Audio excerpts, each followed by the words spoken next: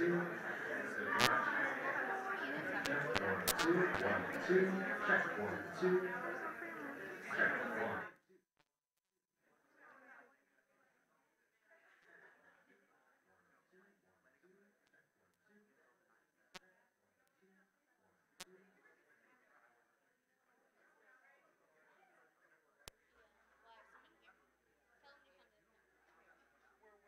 1 2 1 2.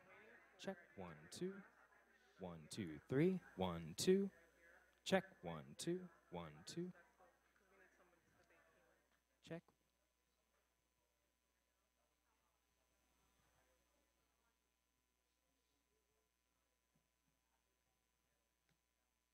Need me to keep going? We have it. It's just a tiny bit low. Low. Okay.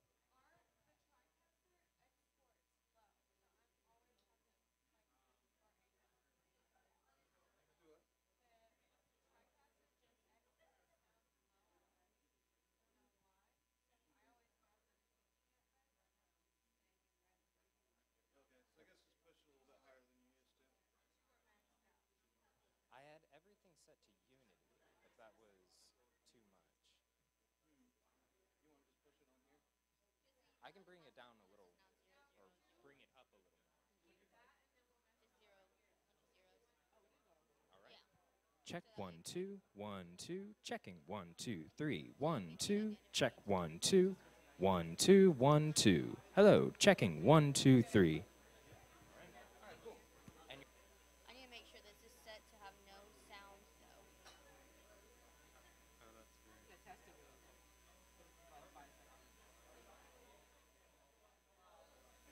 gonna set 1 2.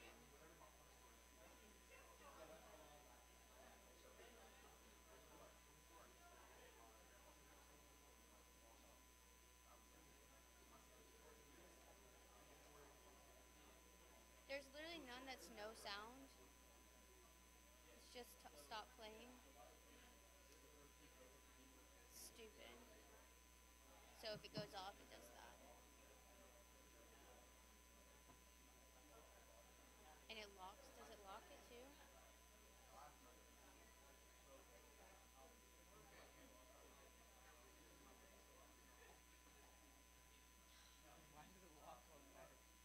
That's so annoying.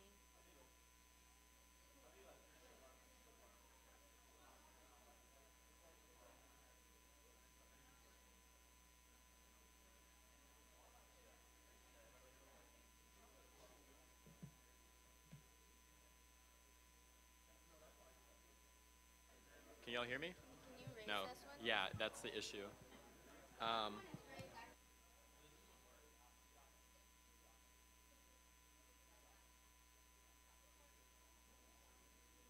right. Is it picking up? It's not picking up? Yeah. No?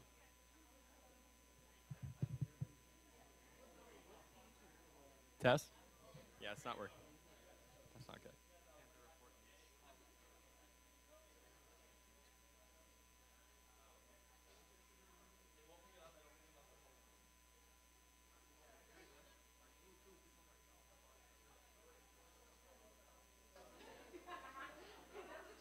Hello? Zach. Zach. Can you hear me? Can you hear me? Can you hear me? Can you hear me? Testing. Testing. Testing. This one's not on. Alternative option is to not even do this. Let's put it closer. They just put it right here. You know? Is this gonna be better? Do they need a mic stand? Do we? I don't want them holding. I mean, like, what's the point of having a podium if you gotta hold a microphone? You know what I mean? Wait. Yeah, we're trying to figure that out right now. Yeah, I know. We're trying to find the best way to do it. Yeah.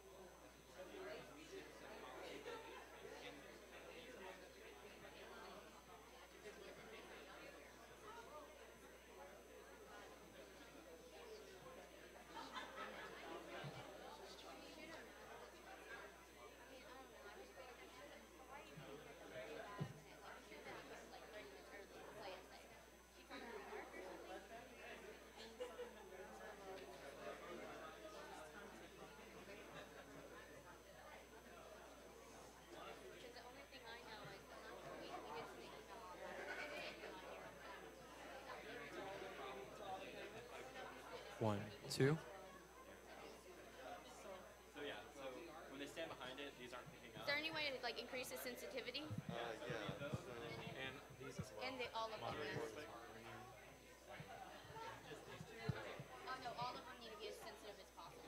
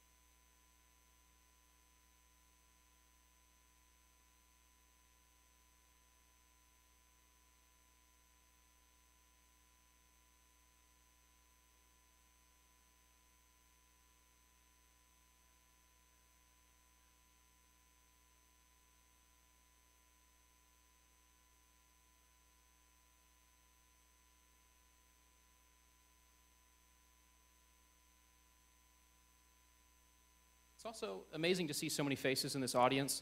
We also have many joining us from home in the perimeter campuses on a live stream hosted by Panther Report News, which is at georgiastatesignal.com/live. Now, the Signal has for decades hosted these debates because we care about two values in our elected officials above all. That's transparency and accountability. And these debates provide a prime opportunity for you to interact with that, because this is an opportunity for you to hear about your candidate's policies and ultimately decide who you will cast your vote for when March 26th comes around. Now, our evening is going to be divided into two parts. We'll first begin with our Executive Vice President debates in just a moment, where you'll see three candidates facing off for your vote. We'll then begin with our second part of the debate, which I think is what we're really all here for, our presidential debate, where 5 candidates, the largest candidate pool in over 10 years, will be vying for your votes. Now, our evening is going to be facilitated by 3 award-winning student journalists. These student journalists bring a wealth of knowledge because they've reported on student government for the last year or two, and they've also reported on Georgia State as a whole. Yet despite that wealth of knowledge, we're here to focus on one thing and one thing only, and that's the debaters. So when our debaters join the stage, I ask that you hold your applause, you hold your cheers, and allow them to focus on their policies, focus on their platform, and focus on some recent campus events. Now, neither I nor you know of the questions that will be asked of our moderators this evening. They've kept those confidential. But what they have promised me is that they're not pulling any punches. So this is going to be both an informative and an entertaining evening. Now, toward the end of each section of our debate, we will open the floor for audience questions. You see that we have a microphone staged right here, and we'll also be accepting questions on our live stream. So when that time comes around, we do ask that you line up. Now keep your questions professional, keep them appropriate. And we will, of course, have a member of the Signal who is helping to facilitate those questions. So I will now introduce our 3 moderators to the stage. Our first moderator this evening is Sherry Celestine, Opinions Editor for the Signal.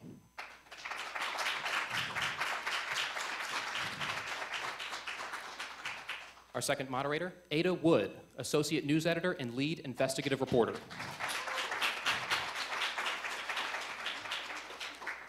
Our final moderator, Kevin Sanchez, News Director for Panther Report News. Without further ado, I will pass the microphone off to Ms. Wood, and she will introduce our Executive Vice President candidates. We wish the best of luck to everyone.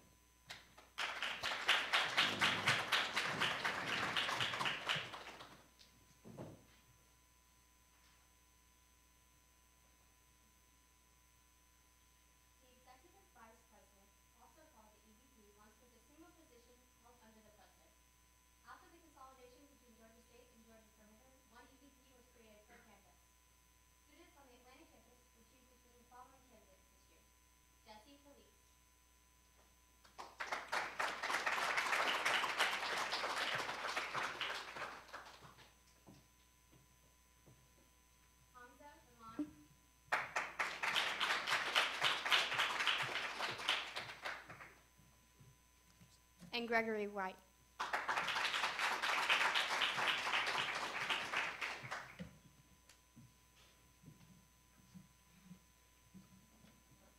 As an opening statement, candidates, you'll each have 30 seconds to tell the audience and your future constituents why they should vote for you. Mr. Cleek, you have the floor.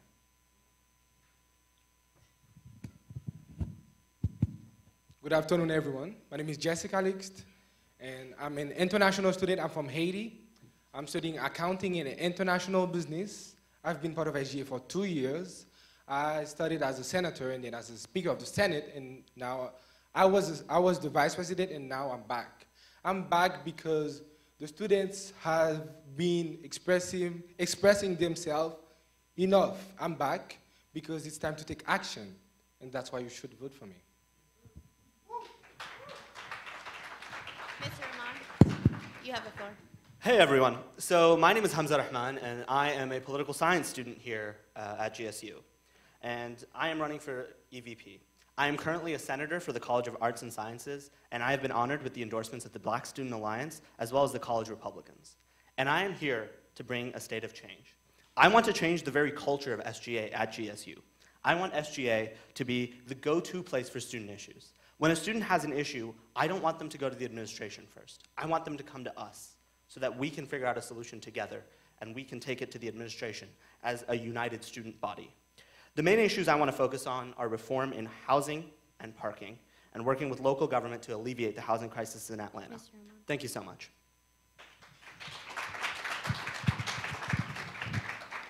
Mr. Wright, you have the floor. All right. Hey, everybody. My name is Greg Wright. Sorry, I'm kind of loud. I'm always am.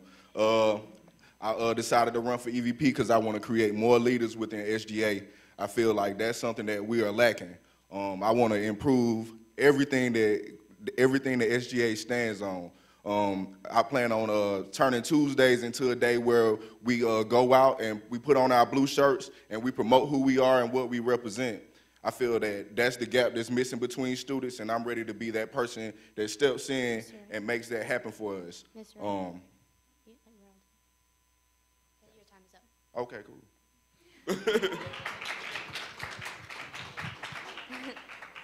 The following questions will be posed individually to the candidates. You will each have 1 minute to answer your question.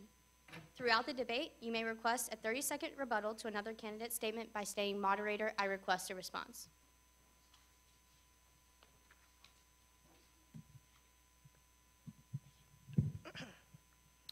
Our first question takes us to Mr. Khalix.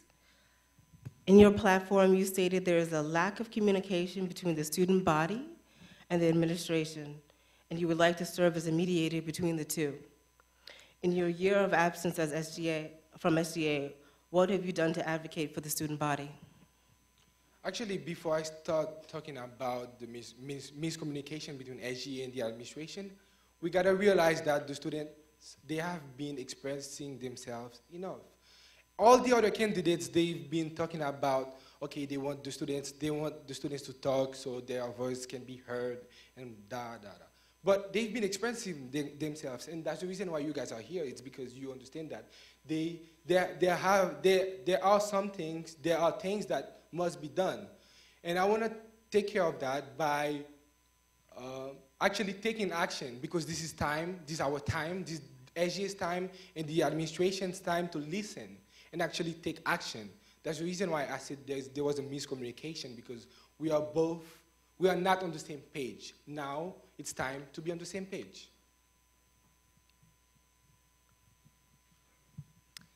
Our next question is for Mr. Rahman. Following the first university-wide meeting of the semester, you were involved in an altercation with student protesters protesting your attendance on a trip to Israel, in which you called one recent graduate a daughter of a donkey.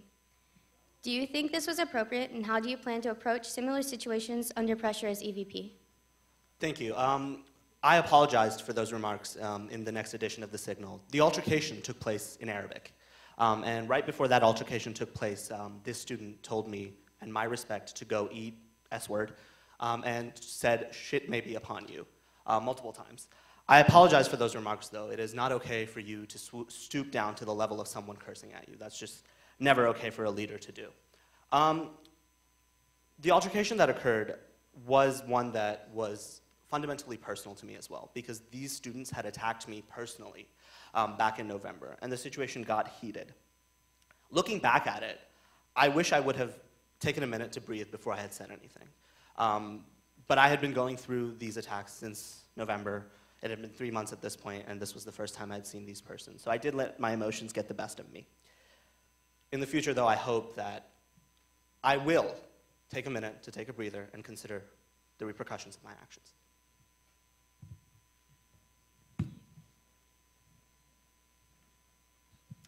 Our next question is for Mr. Wright. As the chair of the Bylaws Committee, what's the biggest challenge you faced in terms of modifying the bylaws? You now have the floor. My biggest challenge has been enforcing the point system. I feel like it's time for a change. We got to start holding each other accountable as student leaders. That's something that I'm pushing for as EVP. I know as senator, it's kind of been a struggle to push my ideas on everybody, and I feel that that's just because of the position that I'm in. I feel like as EVP, I'll be able to be on that platform and be able to change things, and people will look at me and be like, "Oh yeah, we should be following him because he's leading by example." So I feel like if I'm enforcing the point system as EVP, more people will appreciate the point system for what it is. Is there something specific that you've struggled with? What was that? Is there something specific that you've had a challenge with? Did you say someone Pacific? Is there something specific within the bylaws that you've had? Oh, no, it's nothing specific at all.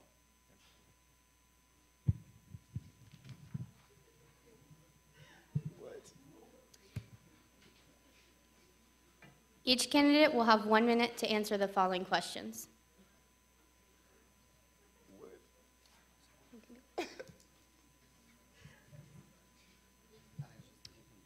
All right. Explain your knowledge on the role of EVP. What does an ideal EVP look like, and how will you embody that? Mr. Rahman, you now have the floor. Thank you so much. So, in my view, an ideal EVP is someone who is always accessible, whose door is always open. The EVP is the most powerful position on the Atlanta campus SGA. The EVP is who represents Atlanta campus as a whole in front of the administration. The EVP is the person who chairs the Diversity Fee Council, who takes all the legislature's actions from the Atlanta Senate into action. If that person is not accessible at all times, you don't have a functioning EVP. And as EVP, I pledge to have the longest office hours possible, the most accessible office hours possible. I also feel like the EVP needs to be someone that's doing outreach themselves. And as EVP, I pledge that I will attend every Greek chapter, every major organization on campus, and I will do outreach with them. I will talk to them. I will talk to them about what issues you have that are facing you and your community, discuss them, and try to come up with a solution for them. I will try to put a united student body in front of the administration. Mr. Wright, you now have the floor. As EVP, the EVP is the leader, first of all, and the EVP is the one who sets the example. That's all that I'm striving for, is setting the example, changing everything that we can change. I feel as if this is like one of the biggest elections so far, and I hope that everybody is paying attention and realizing what we've been going through as an organization and is willing to step in with me and help change SGA as a whole. That's what EVP is to me, a leader.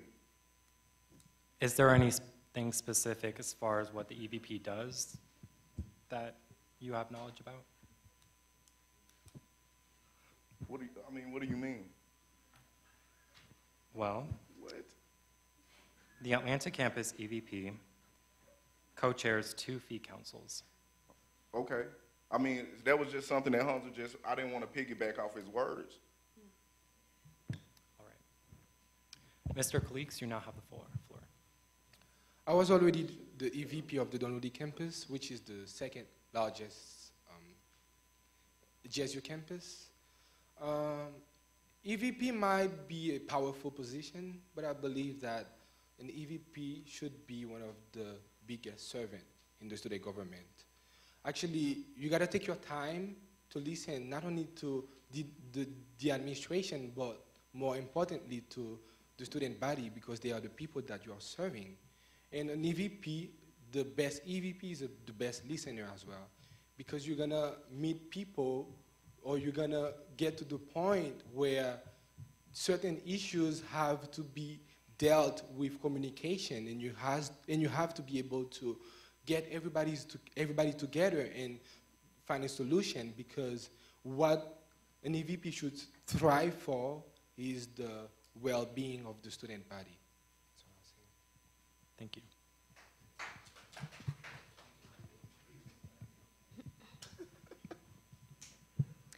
The Atlanta campus EVP has a unique role in co-chairing 2 fee councils, the Mandatory Fee Council and the Student Activity Fee Council.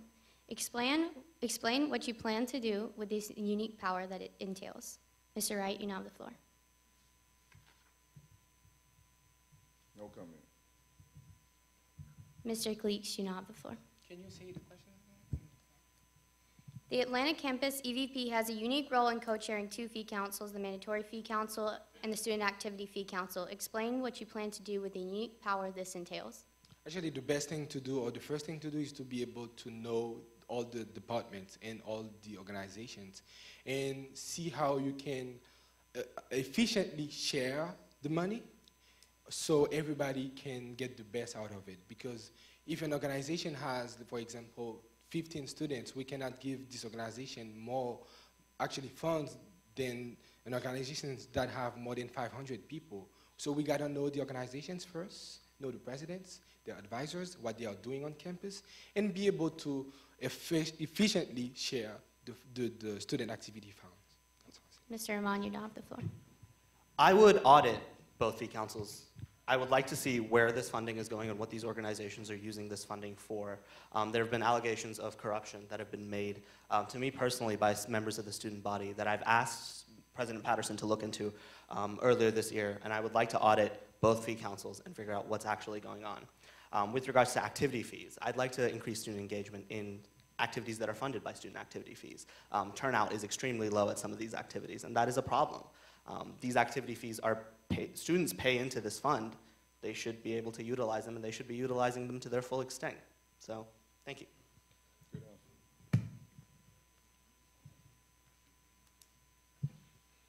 Please identify an action taken by the outgoing EVP that you would have done differently, and why. How would you like to see the administration change moving forward? Mr. Kaleeks, you now have the floor. I don't really have critiques because I believe that you usually perform to your best ability. But I would say that the way that the executive board handled the Israel situation, for example, it could have been done another way. It could have been done a way where everybody is actually satisfied. And I believe that there were a lot of miscommunications, and there were, that's the reason why, that's one of the main reasons why I'm EVP today, because the campus is divided. And I cannot be on, I don't see GSU being the second most innovative campus, and its student body is divided actually. So we gotta get to the point to get everybody together and actually find a solution where everybody is satisfied actually. Can you please identify how you would have handled that situation differently? The first thing you gotta do is to approach each party once at a time. And because what happened, she was part of SGA. So the problem was between SGA and other student organizations. So if she believed that that was too much for her to handle, she could have called other organizations on campus to be the mediator and trying to find a solution. So that's what I would have done. Mr. Rahman, you now have the floor. So for a second, I would like to rebuttal to what Jesse said. So we did actually approach each party individually and try to solve it through a third-party means. I personally called the Council on American Islamic Relations, which is a prominent civil rights group, in an attempt to mediate the situation. The mediation did not work. As far as EVP Iqbal goes, EVP Iqbal is a close personal friend of mine, and I think she's an amazing person. I think she's done an amazing job. One thing I would do differently is the outreach. EVP Iqbal didn't really go out to other organizations and talk to these other organizations.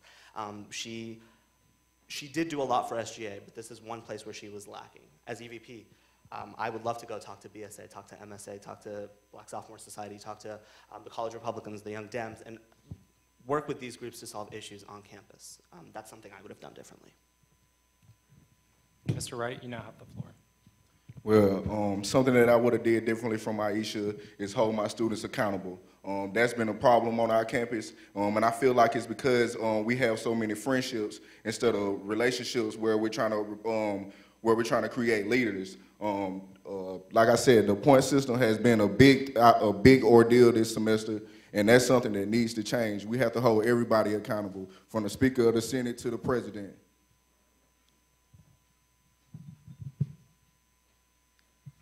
This now concludes the moderated section of our questions. We will now open the floor to the audience. Audience members, if you would like to ask a question, please approach the microphone. We will take 3 questions from our live audience and 3 questions from our audience at home. Candidates, you will have 30 seconds to respond.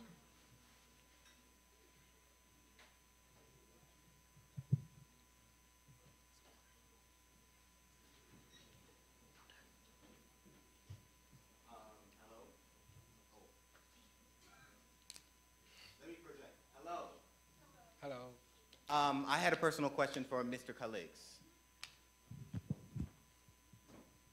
So, Mr. Kaleeks, you said that you were actually the executive vice president of the Dunwoody campus prior to... You were my Speaker of the Senate, yes. Yeah. Well, for the sake of the audience, you were previously an executive vice president of the Dunwoody campus. Now, from your tenured experience as a member of the Dunwoody Senate, what was your biggest accomplishment that you would like to bring to the Atlanta campus? Actually, my biggest accomplishment was at Dunwoody. Actually, I gotta say, when I was EVP of the Dunwoody was the most successful campus at GSU. I gotta say it. And the first thing that I did, I put everybody's on the same page. We had this meeting called table ronde, which is a French word for round table, where we got everybody's together, and we used to eat together. We used to talk about issues together and trying to find solutions together. So that was the first thing that I did. The second thing that I did, as previously I was the senator of the clubs and organizations, so I made sure that we actually reach out to the clubs and organizations where at this time we had more student involvement and we had more people coming to us and actually express themselves. And the third thing that I did, actually that I started, was, I don't know if I can have more than 1 minute because I really care about that story. Actually, a student came to me and then it was a transgender student, and then she was talking about the fact that one professor had some difficulties with her. So instead of, let's take an example, instead of calling her Jessica, she wanted to be named or to be called by another name, and then she was very stressed about it. And then I started writing a bill, and I have to say that President Patterson, he actually made sure that this bill actually is approved by the university. And if this can be approved today, it's because I studied this with my whole team, the Dunwoody team, and that's the reason why different group students on campus can have access to those to this possibility, actually. Thank you. Thank you, Mr. Khalid. Testing. All right, cool. So first of all, congratulations to all three of you. I've worked with all three of you in different aspects during my time here at Georgia State. I've seen three administrations. I've seen a president that was very charged, very popular. I've seen a president that went completely ghost and no one could find him for a couple months. And I've seen a president that has literally and physically shook this campus. So I want to know, how will each of you individually deal with a president that doesn't do their job, doesn't come to meetings, where the Speaker of the Senate has to chair the mandatory fee committee and things of that nature? So the question is, how would you deal with a president that is not fulfilling their duties as SGA president? Can I answer that question first?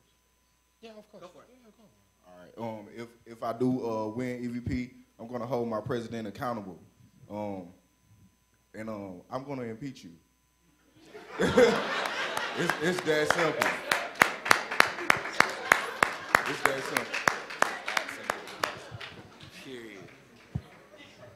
I think Greg said it pretty beautifully. I would also impeach you. If you are not here to do the job that you were elected to do, you don't deserve to be here. And thank goodness now, thanks to Greg, we do have a point system in place that we very easily can impeach you. I don't have to sit through a session of the Senate to get you out your job. 25 points and you're done. So I would not hesitate to kick out a president that doesn't do their job. I wouldn't be that happy to be president so easily. So the first thing I'll do,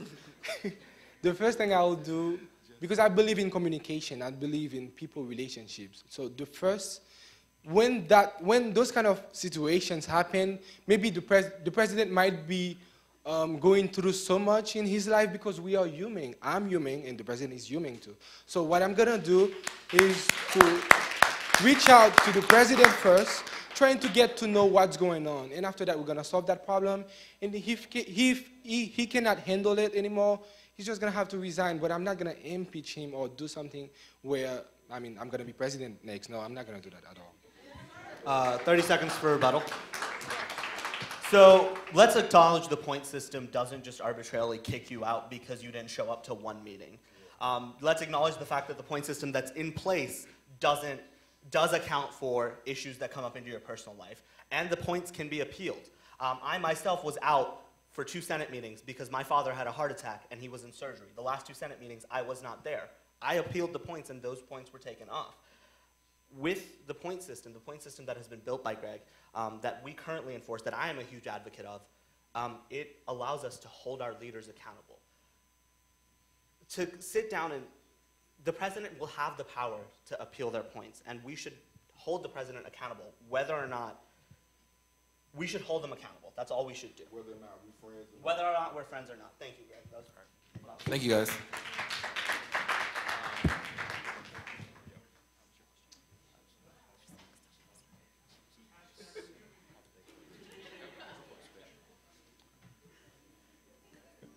First of all, of course, congratulations to our three candidates. I know all of us have seen that we do have 3 candidates for EVP as well as 5 presidential candidates. However, if you take a look at our Senate candidates, you see that we have quite a high number of vacancies about to occur.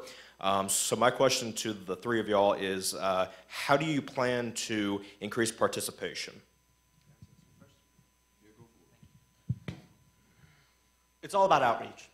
We need to be out on the forefronts. We need to stand in Library Plaza and talk about these vacancies. We need to go out to organizations and say, hey, there's this vacancy here, and I think a member of your organization would be a great fit. We need to tell our people, our classmates, shoot, you're sitting in global studies, hey, I see you have a good idea about this. Why don't you apply for this vacancy? It's all about doing outreach, and that is what SGA should do. SGA should work on its outreach.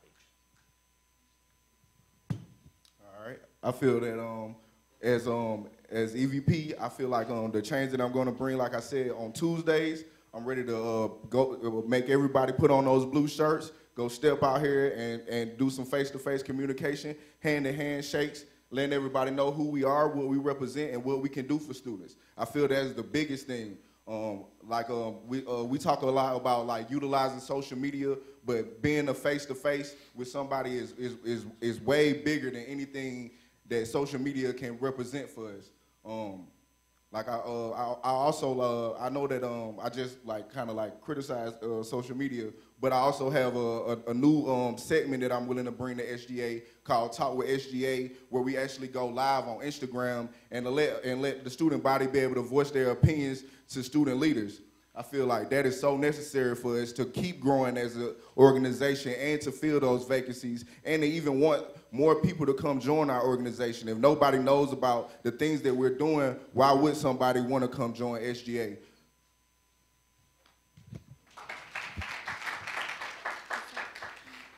Actually, I believe that people are inspired by your work. If you are doing a good job, people will join you. And when I'm EVP, actually, I'm not going to go out and... Because the problem with SGA, most of the time, they force people to join SGA. You cannot force someone to join SGA. Because there's going to be a time they're going to resign because you forced them at the beginning. So what you're going to do is to get help from other departments.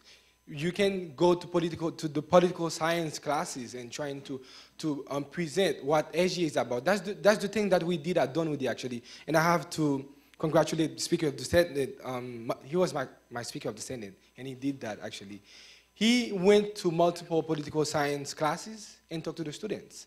And throughout the whole year, we didn't have vacancies at all at Dunwoody. Not only they were inspired by what we were doing, but they were interested because they knew what SGA was about. And we got to do the same thing here because most students here, they don't even know what SGA is about.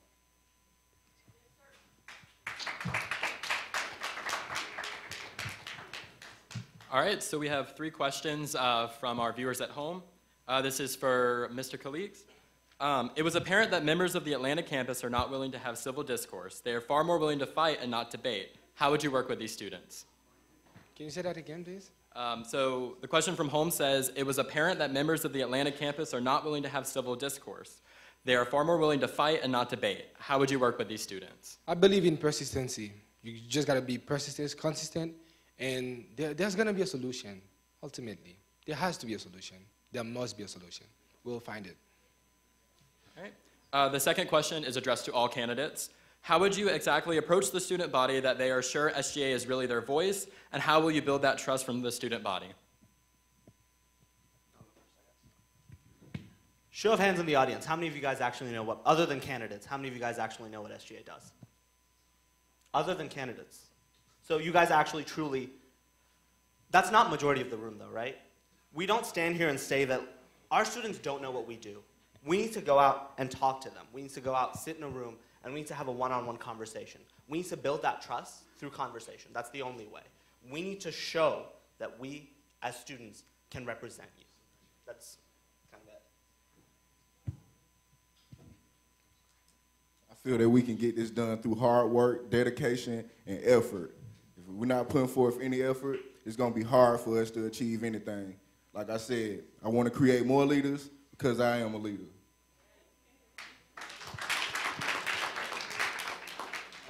As I said before, communication is key when it comes to reaching out to the students. We gotta work hard to actually reach out to them, not only on campus, but on social media, and trying to get the information to them, actually. All right, thank you. The last question is directed to Mr. Rahman. So, if elected, how would you work with other campuses as the Atlanta campus EVP to create a greater GSU? So, right now, there's not a lot of cooperation between campuses, and part of that is there's nothing to really come in and unite all of these campuses. We're effectively 5 separate campuses that kind of do our own thing, and occasionally students will cross over and do something here or do something at another campus. One of the things I'm a huge proponent of is creating a bus route between all of the campuses, uniting all of the campuses, giving all students access to all of the campuses. The second thing I would do is based on one of President Patterson's initiatives, which is to unite the campuses through a tradition. The tradition that President Patterson came up with that I fundamentally support is the tradition of a torch. Lit at the Atlanta campus first, passed down to all of the other campuses, and brought back for homecoming. And the final torch is lit at the homecoming game. The third thing I would do is actually help promote organizations that function on multiple campuses. Recently, we finally got permission to create multi-campus organizations. So for example, if you have, let's take the Muslim Student Association, for example. There is a Muslim Student Association right now on Dunwoody, on Clarkston, and on Atlanta. I would work to unite organizations like these and create one organization that serves all of GSU. All right, that ends our debate for EVP. We'll take a 5-minute intermission and then move on to the presidential debate.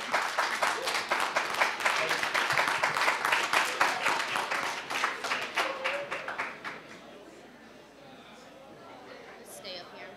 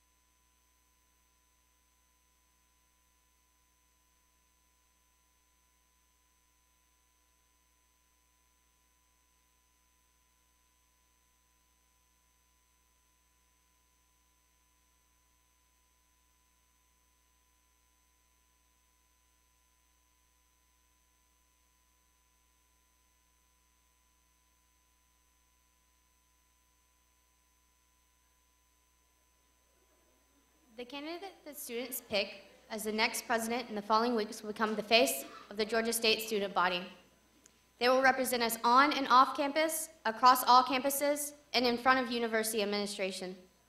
Students will be choosing the person that represents what they want to see in the 2019-2020 school year and who they believe will faithfully execute those duties. The student body will be choosing from the following candidates to be their leader and president. Anthony Jones.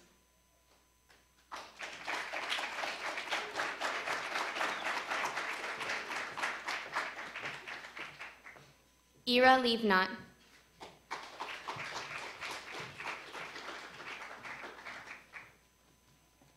Jasmine Mejia.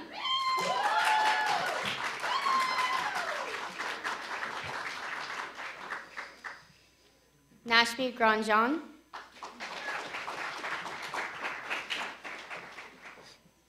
And Shayna Fields.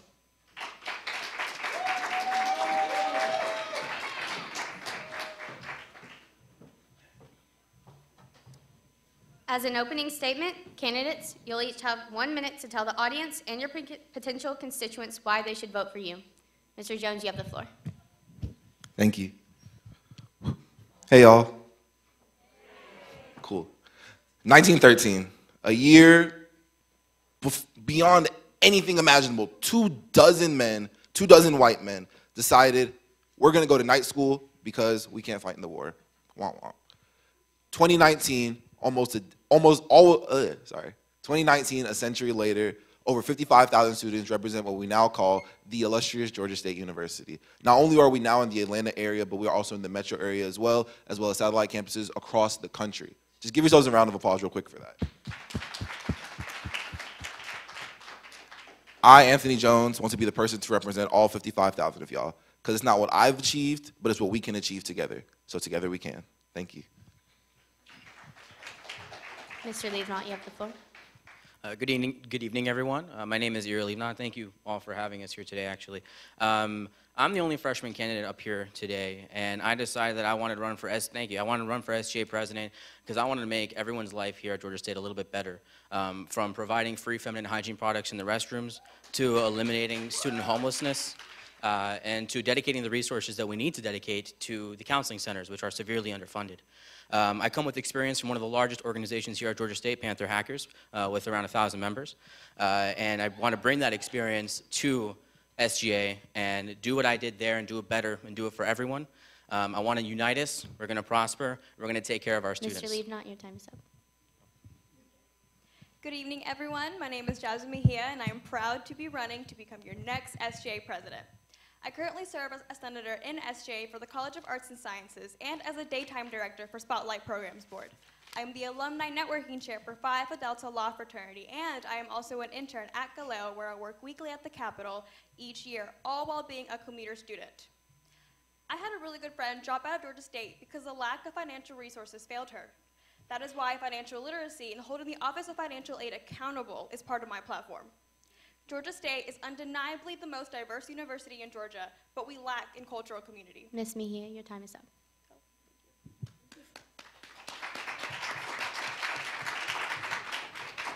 All right. Good evening, everyone, and thank you so much. My name is Nashmi Grandjean, and I would like to be, and by God's grace, God willing, I'll be your next SGA president. There's a few things that we want to change and bring. 3 years ago, I walked onto this campus, sparked up. Georgia State gave me my first sense of freedom. It gave me my first sense of just value and finding myself, and I got into SGA ready to make change.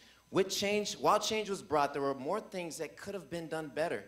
And so this year, I'm coming back, giving my last final year to you all, allowing the students' voices to actually be heard day by day, and allowing all of you to pave the way for the next generation of Panthers to come in and enjoy a greater experience that we have dealt with. Mr. Grandjean, your time is up. Good evening, everyone. Good evening. My name is Shayna Fields, and I am running for your SGA president.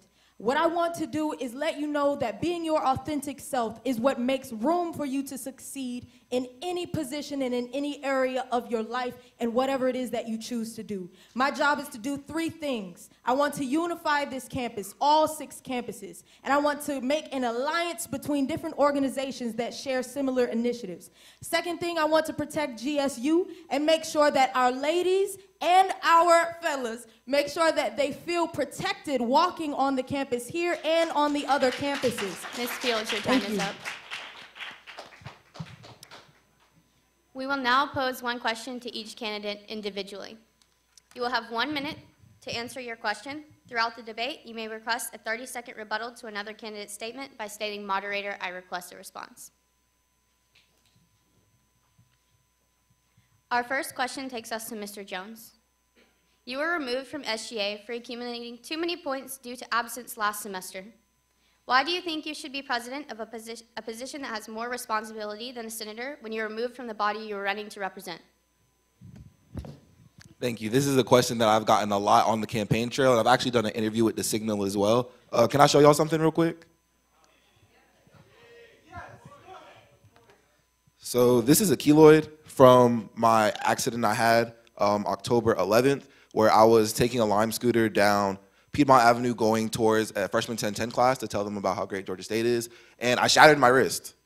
Yeah, very bad. It was really ugly. I couldn't move it, and I had surgery that same day, so that's why I missed those SGA meetings. I was actually out of school for an entire month, and that's why I really do enjoy the point system, because it's not me not being able to do the duties, it was me not being at the meetings, you know? And the meetings are where business happens. So if I'm not able to do it, that's why I really do appreciate President Gray last year for initiating the point system, because I could have missed those 2 meetings and still been in SGA. And that's a disservice to the students. So as long as I don't break another appendage, I think I'll be fine to be SGA president. As one follow-up to that, we have had students express the concern that you weren't able to attend these meetings, but you were able to campaign for homecoming court at the same time. Would you like to address that at all? I actually didn't campaign for homecoming court. I was on bed rest and posting on social media, but no flyers ever hit anywhere on campus, as well as only event I was at was the Panther Report, because that was a mandatory event. Mm-hmm. There are photos of that event as well.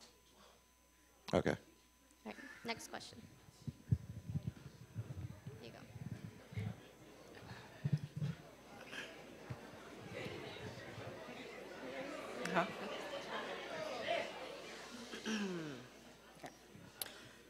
Our next question is for Mr. Liebnot.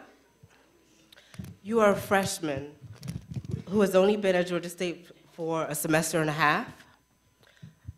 How well do you know Georgia State, and how do you plan to represent the interests of students who have been here much longer than you have? Thank you for that question. It's a good question. Part of the job is listening. It's recognizing that there are people who know things a little bit better than you know. When I became the CEO of Panther Hackers as a freshman, the youngest by far of any before me, I was in a similar situation. I really had to get a survey of the landscape and realize that there are some things that other people are going to know better. But a fresh set of eyes is always advantageous to a situation.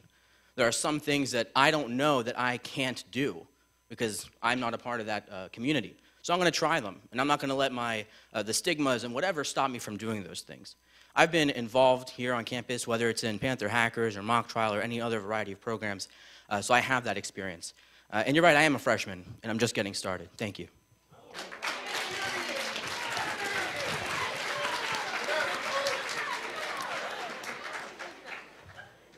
Our next question is for Ms. Mejia.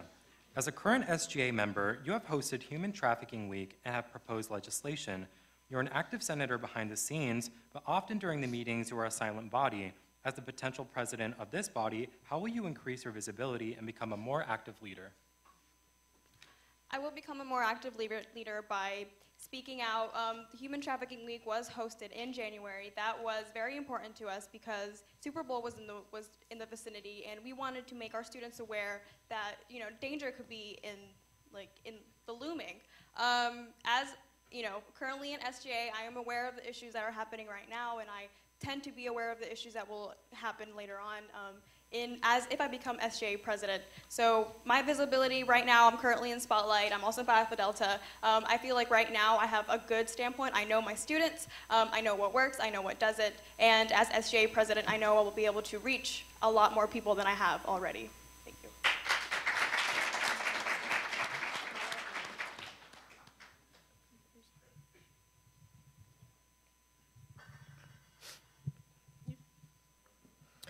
Our next question is from Mr. Ranjan. In your platform, you said that you would make SGA more accessible and improve their presence, such as with opening up a constituency office. How do you plan to do that? And what research have you already done to find out the cost and feasibility of your initiatives? Thank you so much for that question. And so, about 2 years ago, when I was a senator, I left because there were a few issues that I wanted to address that seemed like it wasn't inside of my power. The following year, at this moment, I was able to intern for the Attorney General and currently intern for the Governor of Georgia and worked in the Constituent Services Office. Day by day, you guys, I get about 30 to 50 calls from Georgians all around having a lot of questions and concerns, and I realized how we were able to make active change, you know, by just speaking to somebody. And I want students to be able to have that same accessibility with SGA. I think it's a problem that SGA every year that there's a few people who don't even know who all of our senators are. Some people sadly don't even know who our president is. We're going to change that. One of the ways I want to do that is to bring SGA to iCollege.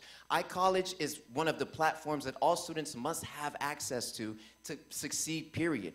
And so one of my plans and initiatives is to make sure that notifications, whenever bills are passed, whenever surveys are needed, whenever we need to collect data from students and collect information from you all, and whenever we're moving in ways that could affect and benefit all of you, you have direct access. And so we've looked into all of these things.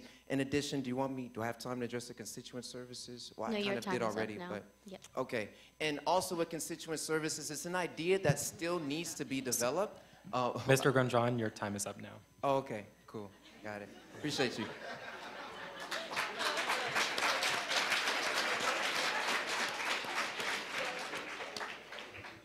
Our next question is for Ms. Fields. Your platform includes a variety of events, food, and get-togethers, yet these strategies have been implemented before with little to no turnout. Why do you think this is the most important step forward for SGA, and what sets your plan apart from these failures? I have worked with several students across all 6 campuses during this campaign, and I've listened to the concerns of the students. Before I ask them any questions to support me or impose my own initiatives upon the students, I make sure that I listen and I hear for whatever it is that they want to see changed, what they want to see implemented, what they want to know is different. So what I see is that there is a lack of community. The question is, on a commuter campus, how do we unify our students? How do we create school spirit on this campus? It may have been tried before, but you haven't tried me. You don't know me. Hold on. I am the founder of a nonprofit where I educate young adults on the importance of the local government. I put together a voter registration drive car and bike show for Rockdale County, work in Snellville, and in the city of Stonecrest. So I know how to gather a crowd and get them engaged, all right? Moderator, may I rebut? Each candidate will have 1 minute to answer the following questions. Moderator, may I rebut? Yes, you may. Okay. As someone who has hosted events through SGA and through Spotlight, various events, the budget of Spotlight is much, much higher because we are a programming board. SGA is not a programming board. We can create community through different outreaches, through talking to our constituents directly instead of them having to come to our student meetings. Though the idea of having a lot of events is great, I do not believe it is feasible because we are here to voice our concerns to the higher ups, not host events. Moderator, may I rebut? She's first, then you. Fields first, and then leave not. Okay, so I can go back. Okay, so although it may not seem like fiscally feasible, there still can be a way. We can still work together with the students to create even small events. So you take it from a larger scale and you break it down. Look at organizations that share the same initiatives. There's over 400 organizations on this campus. You can't tell me that there isn't a way that we can find more intricate and delicate ways to communicate with the students and to bring them together. There's a lack of communication in our commuter school. We gotta work together. We have to pull some strings and make it work. It's not impossible. Mr. Liebknott. I'd like to rebut to actually something that Shayna said and something that Jasmine said. But first, it's actually true. Both Shayna and Jasmine have positions in organizations. Spotlight's a very large organization. Shayna has an NGO as well. Neither one of you has stepped down yet to dedicate your full attention to the students of Georgia State University. There are 52,000 of us, and they need 55 now. That's great. We're growing. They need our undivided. They need our undivided attention, 100%. You got to be here 100%. How are you going to step down from your other obligations to make that happen? That's for Shayna. As far as Jasmine, you're right. Spotlight does have a huge budget, so big, in fact, that there are other student organizations that are, being really just suffocated and not getting the funding that they need. What are you going to do about different organizations that need funding and aren't getting it? So something about Spotlight is that we are funded by student activity fees. So we want to bring in more community because the students are paying for these events to happen, and we love for students to come out to these events to enjoy them because we put on some great events. So through my, just my expertise, so to say, in my event planning, and I can't drop out because I'm on a contract, so that backs your thing. Unlike the CEO of Panther Hackers, that it's not really a department at Georgia State, it's more just an organization. Oh God. So through SGA and it being an actual department, I'm sure we can make something work. Like Shayna said, the smaller stuff, Your time is it can up. go far.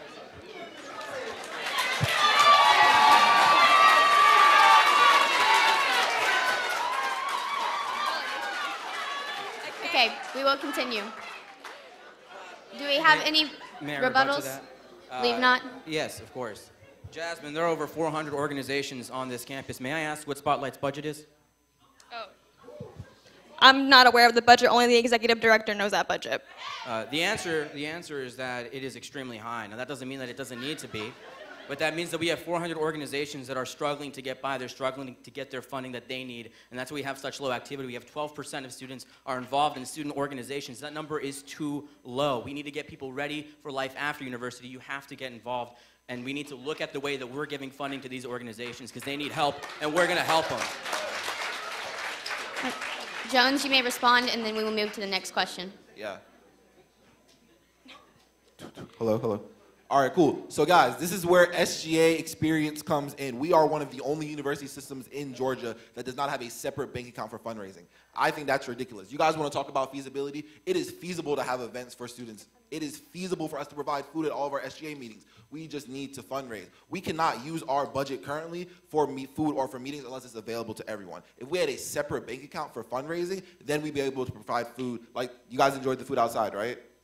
Would you guys like food at every meeting? It is possible if we open a separate bank account to fundraise, and that is what comes with SGA experience. I'm the only one of the 3 members that has been involved in SGA all 3 years here at Georgia State. I've served under President Onzarike, President Gray, as well as President Patterson, and I would like to continue the traditions I've started and that I've learned from the former presidents to make Georgia State better than what it is now. All right. We will move on to the general portion of our section. So each candidate will have 1 minute to answer the following questions. 5 SGA members attended a trip to Israel for free. They received backlash from some members of the student body for what they called, quote, showing political bias. The Signal also reported on this as a potential violation of the Constitution, which prohibits accepting a gift exceeding $5. Do you think the attendance of the trip to Israel by SGA members was inappropriate or a violation of the Constitution? And how would you have handled that situation differently as president? Jones, you have the floor. I believe the response was more so inappropriate than actually attending the trip. There have been Student Government Association members that have attended trips before. The only difference is they did not go while they were currently Student Government Association presidents. The former executive vice president of the 88th administration, Jan Munden, he went on the trip, but after he gave up his gavel to the 89th administration and after he had gathered his diploma from Georgia State University. I feel like showing political bias is what happened, but a violation of the Constitution, I don't think it was that.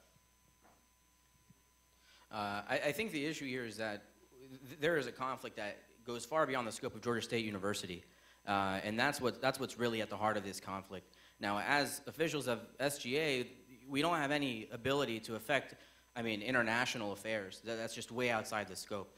I think that ultimately, no SGA official violated the Constitution because they weren't going in terms of their official capacity as an SGA official. In fact, there's nothing that I think should stop any members, any group from asking and getting students to go to areas, the Palestinian areas, the areas of Palestine, and to visit those areas as well. In fact, I encourage it just so that we're all more informed and that we're all getting 100% of the information available to us. Thank you. Could I get some water? It's underneath the table. Okay. So to be transparent, I was one of those 5 members that went on the Israel-Palestine trip. So first and foremost, I do resonate with the students that went and attended our meetings to voice their concerns. The first step in analyzing is that this trip could have potentially biased my views in a way, one way or the other. So through that, if I became SGA president, and if any legislation, but how my candidate over here said, that we can't really affect international affairs. But if any legislation were to pass the Senate, I would recuse myself from doing absolutely anything to it because I am aware that this trip may have biased my views in some way. But currently, the Constitution does need some amendments to declare if and when student leaders can detach their student leadership position from their name when attending trips like this. Just to add to that, one of the things I thought about is that, ladies and gentlemen, we are students first, right? And I think that a lot of those students didn't come with the idea of that I'm going to support one nation against another. As you guys may all know, or maybe if you do not know, the Holy Land is home to 3 major religions on this planet. I myself am a Christian. I have Muslim friends who have that place is special to them, and also the Jews. This was an opportunity, I believe, where some students to receive that trip to go as students first for spiritual reasons, for many other reasons, to be able to walk the same land that David and Solomon and all those people, you know, walked, Moses and so forth. I could understand how that was something that they wanted to do.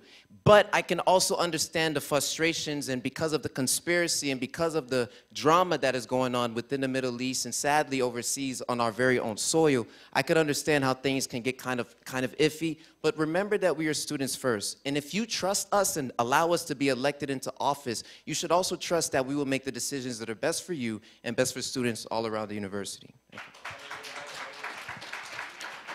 you. You can rebut after Ms. Fields' response. One of the things my colleague said was trust.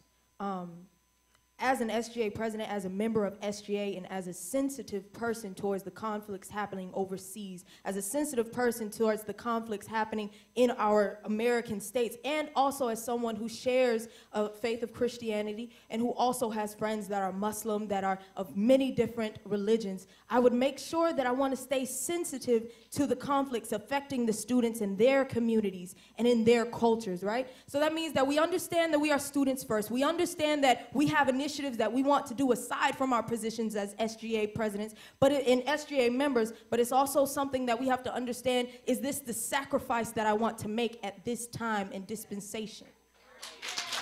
Is this the sacrifice that I want to make, and how will this affect the student body, and how will they perceive me? It's just something that you really have to look at and dig deeper into. And I personally, I wouldn't have gone. There's a trip coming up soon, and I don't think I want to tap into that as well. But I am sensitive, and I wouldn't want to do anything to jeopardize the trust that we are trying to rebuild and build with newer students who are continuing to come to the campus. Jones, you may respond. Yeah, I completely agree with Ms. Fields, and just to rebut what Mr. Grandjean said, my dad always told me that you're always a student because you should always be learning. Your education does not stop formally after graduation, so because your education does not stop after graduation, you can still attend the trip after graduation. As I understand it, the people selected for the trip were selected because of their positions on campus, but just because, since you are a student leader, that does not mean that you should go on these trips because you're representing more than just yourself and just the organizations that you're a leader of. You're representing the entire student body. So, like I said before, members of SGA have been offered the trip before, and they have gone after their graduation. Mr. Grandjean, you may respond. So I definitely understand that, yes, we are always learning and we are always leaders and we serve the people first. But I still think that, wow, I still think that despite that, dear Lord, I'm sorry, I'm so tired. I'm thinking, we were talking about, I'm so sorry. Vibe with me, y'all. Vibe with me, vibe with me, vibe with me, vibe with me, vibe with me. Okay, I'm sorry. It's been a long day. It's been a long day. But genuinely, I want to say that yes, we are students. Yes, we are here to serve you all, but we also must understand that this trip has been here for years and years before. That's what I was going to mention. Since I was a freshman, many student government members, not only student government members, but many just students on campus who had any idea or wanted to learn about Israel was able to go on this trip. It's just that this year now, it was sparked up in a very controversial way. And I understand the importance and the values that were probably offended and the people that were like, how could my leaders support this conspiracy-based organization? I can understand, but I know at the end of the day, when things are kind of opinion-based, it's very, very difficult for us as student leaders to choose one side versus the other. And so I think that still, yes, we are leaders, yes, we are learning, but I still think that students should be trusted and should trust the leaders that they have placed in charge to make the decisions that are best for them, but also understand that they are students as well. Thank you. Moderator, may I rebut? Yes, you may. This is more generally to the question in itself. Everyone has different opinions. We all come from different places. That's something we need to respect. That's something we need to accept. People were upset by what happened, and they're 100% entitled to be. The point I'm trying to make here is that that happened in December, I believe. It is time to move on. It is time to heal.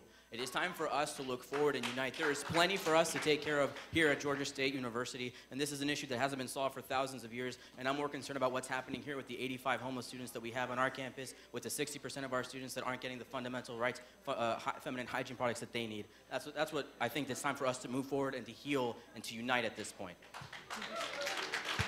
Do we have any more responses? No? We'll move on to the next question.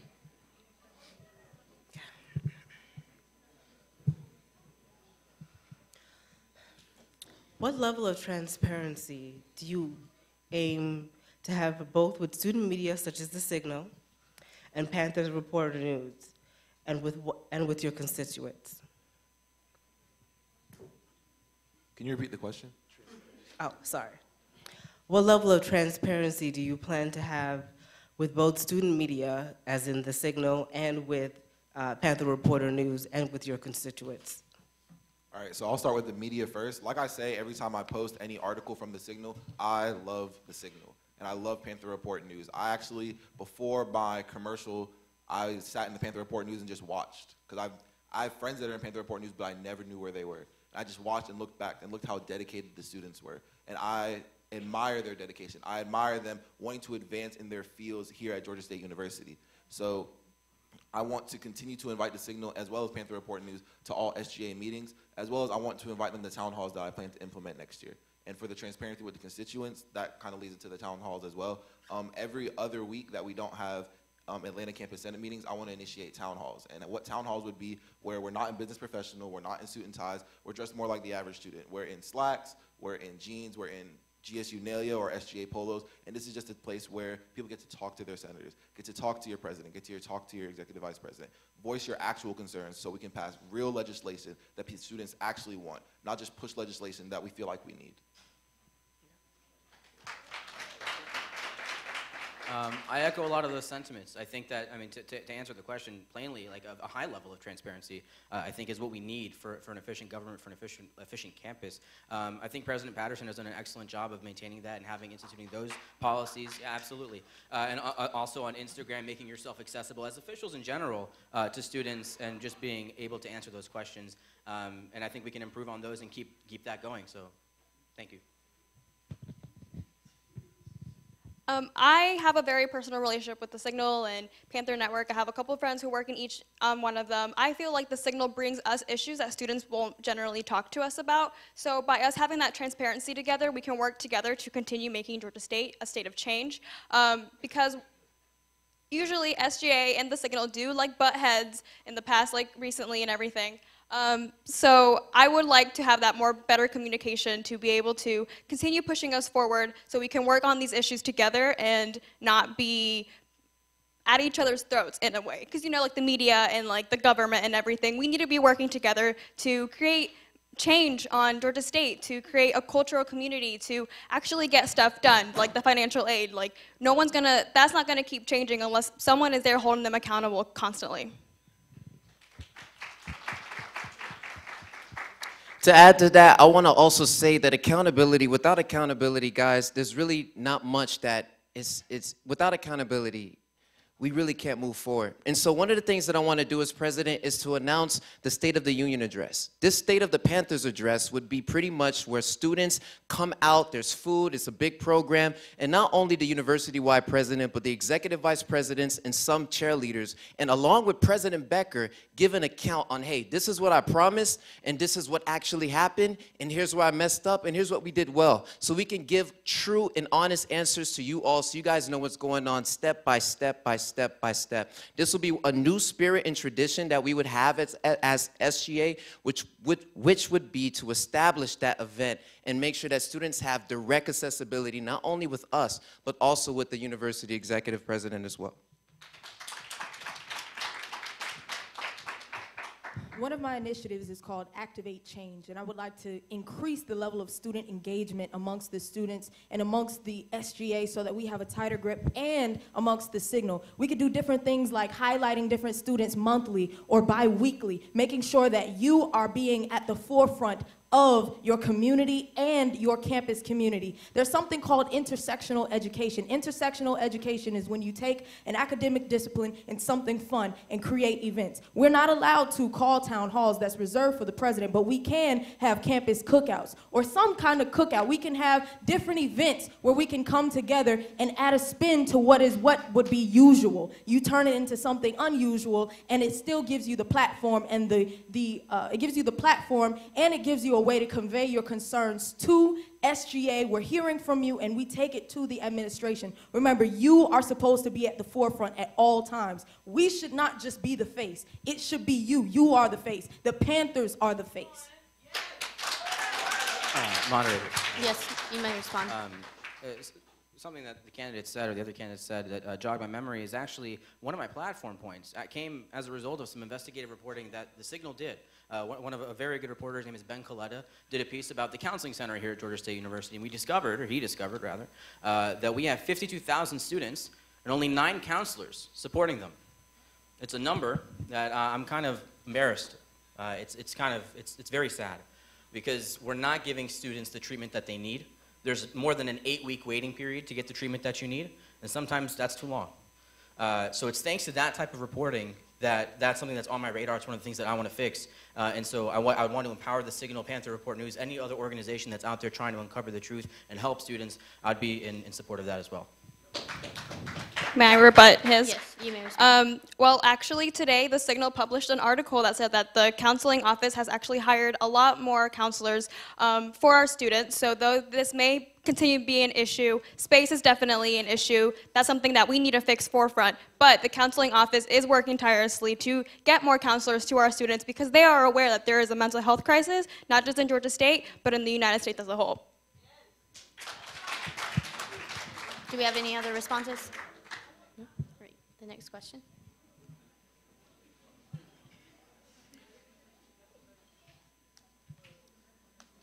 At the first university-wide meeting this semester, the university-wide Senate voted to force unelected officials to leave the room for 5 minutes. Students, including student media, were asked to leave for more than 5 minutes. Do you think this was appropriate? Starting with you, Ms. Mejia. Yes, I believe it was appropriate. We do need our privacy at times to discuss what's the best outcome for our students. We do feel like if things were to get videotaped, they could be misconstrued in a way, and we just didn't want any of that to happen. Mr. Granjon, you now have the floor. I also want to add that I don't think I would have put you guys out the room longer, but as a journalism major, I know that we can just say things are off the record. And I know that as journalists, you guys would respect that whatever those students would say off the record would remain off the record. And I think because you guys are students too. You're students, you deserve to know what's going on. And usually those university-wide meetings and Senate meetings are open to the public. And so I don't think the media should have been put out in that manner, but I think if you guys would respect in that moment that it was off the record, then it's off the record, and you guys could pitch in and understand, and we work together to move forward and just be able to express all the students' concerns. Ms. Fields, you now have the floor. I also think almost similar to how you have city council meetings and then they have to call special meetings where media may or may not be in the room, but there are also different representatives in that room. I think special meetings are appropriate. I think what happened, since it was urgent, since it was something that was a need and dire, if it has to happen, it's okay. But I do think that there's also a place for special meetings where you call those and you're able to talk about those things that need to be off the record and in private. And then once it's ready to be delivered to the public, then there will be a time for that to happen. Mr. Jones, you now have the floor. Student Government Association, the people that are elected by the people. Student Government Association that uses your money, not ours. We use your student activity fees to get what we want and do what we need. Student Government Association that's supposed to be for the people and by the people should never be in the same sentence as privacy. I think that's absolutely ridiculous. I don't think that putting people out is necessary. If we have something to discuss, it does not just affect us. It affects the entire student body because we use their fees. We represent them. We do not represent ourselves. We are for the people and by the people. So I think it was absolutely ridiculous that we had to kick people out, especially because of what was discussed at the meeting. Mr. Levenott, you now have the floor. So I attended one of these meetings a while back when I was just trying to get a feel for what it was that SGA does. And there's a section where SGA opens the floor to anyone, whether it's a student or someone from whoever it is. You want to speak, you have that opportunity. I kind of want to do the opposite. I want to make it a little more transparent. I want to live stream those. I want to make sure that people have the opportunity to tweet in any questions and get those responses if that's going to help them as well. However, I also understand that because I was in an organization, and I assume Jasmine and Shanda, you guys would agree with this, that sometimes there are things that really just do affect the people inside the organization, and I agree absolutely with Ms. Fields about having special meetings or things where media can be present but no cameras, things that are off the record like Nashby said. I think that can also be appropriate, but that doesn't mean that we can't increase the amount of transparency and live stream the other parts of things and get more voices inside those meetings.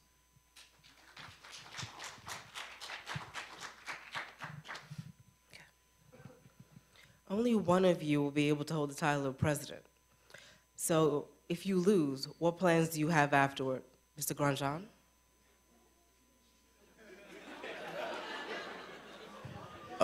My fellow Americans, understand I don't plan on losing. I don't plan on losing. But I can add, I'm just playing with y'all. Shout out to President Obama. But I don't plan on losing, but God forbid, if I do, then all of my platforms, which is a launch sheet, so guys, get ready. Hope don't get ready, but I'll give it away because I'm not doing this for me, y'all. I can't speak for the rest of the people, but I'm not doing this for clout. I don't need it for my resume. I don't need it for anything. I'm doing this for y'all. This last year of my year of being at Georgia State is literally for you guys. I just want to make the freshmen who had the same spark that I saw. I want every freshman to have that spark, but I want them to have more avenue and place to actually express themselves and just get rid of the red tape that blocked me once before, that chased me away from the Senate when I was a sophomore. So we're just going to change all of that. But I'm not here for myself. I'm here for you guys. So I plan for these plans to get executed no matter whether I'm in the chair or not. But I think God knows who he chose this evening. But I could be wrong, but to God be the glory. Thank y'all. Ms. Fields? That's hilarious. Transparent moment. My grandfather passed away during this campaign, literally like last weekend, right? 2 a.m. last night, I was driving with my mother all the way here from Miami, Florida. That's where I'm from. After this debate, I will be back on the road to Miami, Florida to attend my grandfather's funeral on Friday. So I don't know if you know what a servant leader is, but if that's not a servant leader, then I don't know what it looks like. This is no longer bigger. This is no longer about me. This is not a resume. My resume is fine. This is not about a GPA. My GPA is great. This is not about any of that. This is about carrying out a legacy because there are young adults out there like yourselves. We are the present and we are the future. Excuse me, but I'm about to preach. We are the present and we are the future. And you belong here, and I want to lead with you, not against you. We are not making promises. I'm making a partnership. That this is something that is bigger than me, and I am determined to finish strong in honor of God, in honor of you, and in honor of my grandfather. I'm leaving it all out before you guys. It's up to you.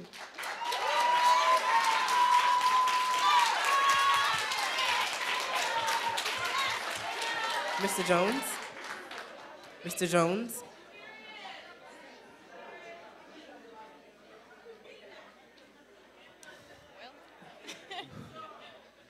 Sorry, y'all. I've been in student government since the 5th grade. Ever since I moved here from Brooklyn, completely uprooted my life because of the tragedies of 9/11, I've wanted to serve other people. And this campaign was not about me wanting to receive a stipend. I can receive a stipend in any other organization. This was not about me getting deals off housing because I can go join another organization and get deals off housing. This is about fulfilling a promise I made when I graduated high school to my friend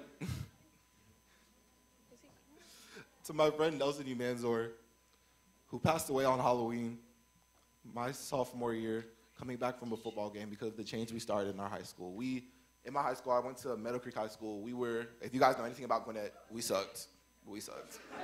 We were terrible. But shout out my boy Jimmy Padilla right there. He was our SGA president my senior year. And we decided, if we're gonna suck and cheer them on.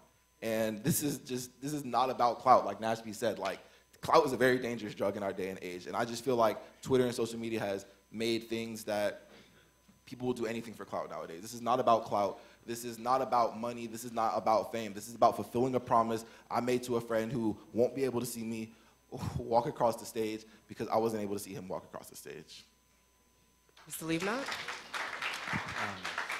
First of all, yes. I'd like to offer my condolences to both of you.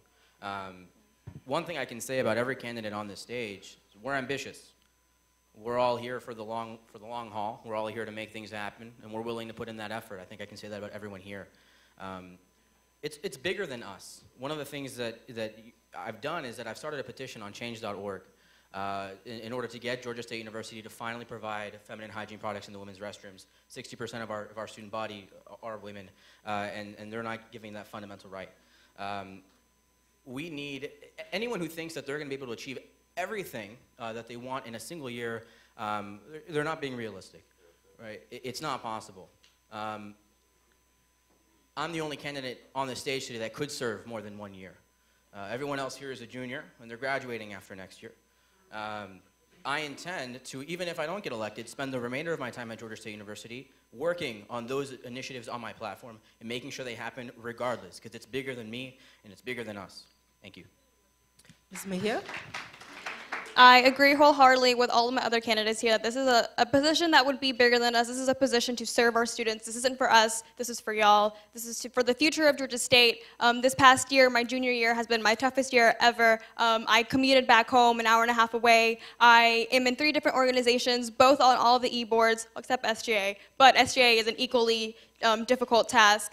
So I feel like I love giving back to my community. I'm in Galeo right now, which is a civic engagement group that gives back to their community. Even after, if I didn't get this position, I would still be in all these organizations. I'm not going to leave any of them regardless of what position I stay, because I love Georgia State, I love what it has given me, and I want to give it way more. Do we have any rebuttals? We'll move on. We will now begin the speed round. Each candidate will be given a chance to answer the following questions in 1 word or as few words as possible. Answer, but do not explain your answer. Answers will be given from left to right across the stage, beginning with Mr. Jones. In 1 or 2 words, what is the biggest issue affecting students university-wide? Resource awareness. Mr. Liebnot, you now have the floor. Mine's hyphenated. Quality of life.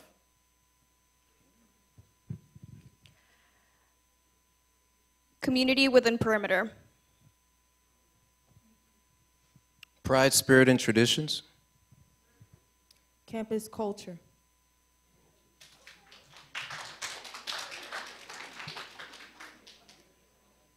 The Signal and other members of other student organizations often attend SGA meetings. When was the last time you attended an SGA meeting?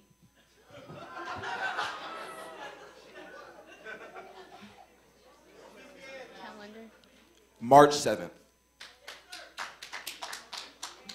I believe it was early February. Last week, and I'm going to one this Thursday and the next 2 weeks from now. I was in Bible study. Time conflict. Not on this campus, but Clark University and University of West Georgia. As a follow-up to that, how many SGA meetings have you attended in their entirety this semester?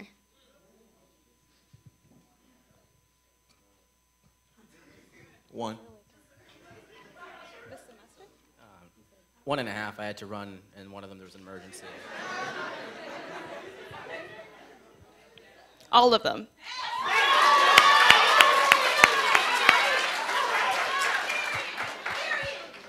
Once more, I was serving the Lord. Not on this campus. Sorry, can you repeat? Not on this campus.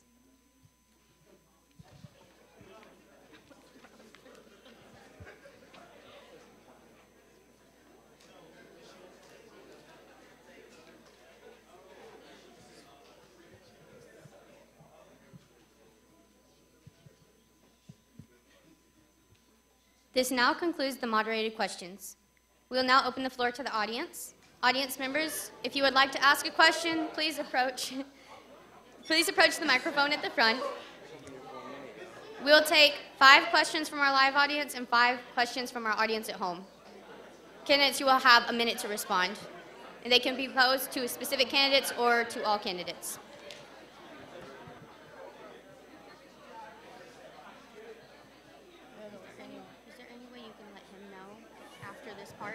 Y'all, they said 5 in person. You understand?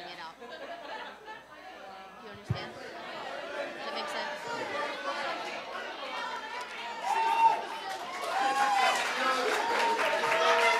Ladies and gentlemen, the President of Georgia State.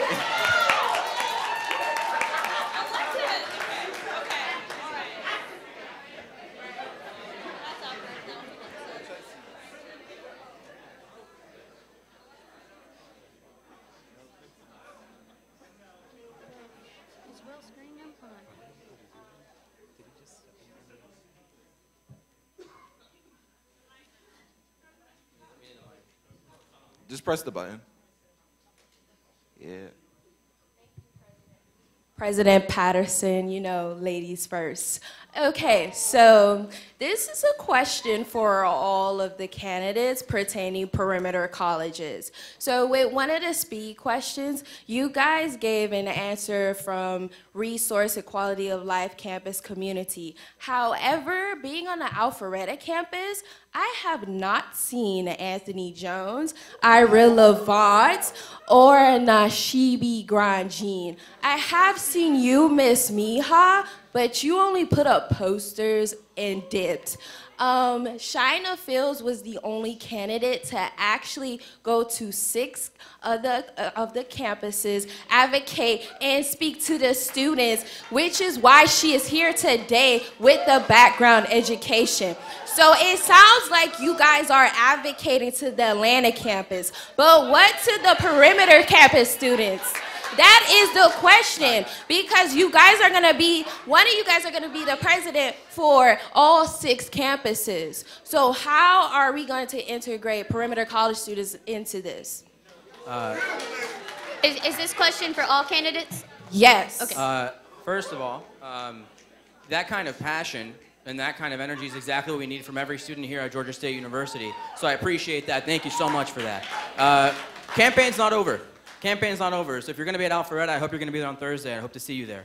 You know, it's part of the initiatives. One of the things I want to do is increase inter-campus transportation, something that actually a few different people in SGA are already working on. I want to increase that effort and make that happen, make sure that students can get from different campuses efficiently and effectively.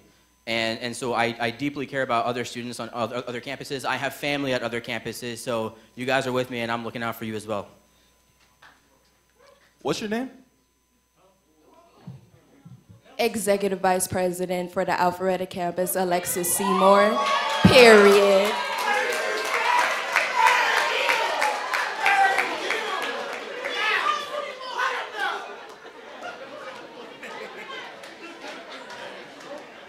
I'll wait.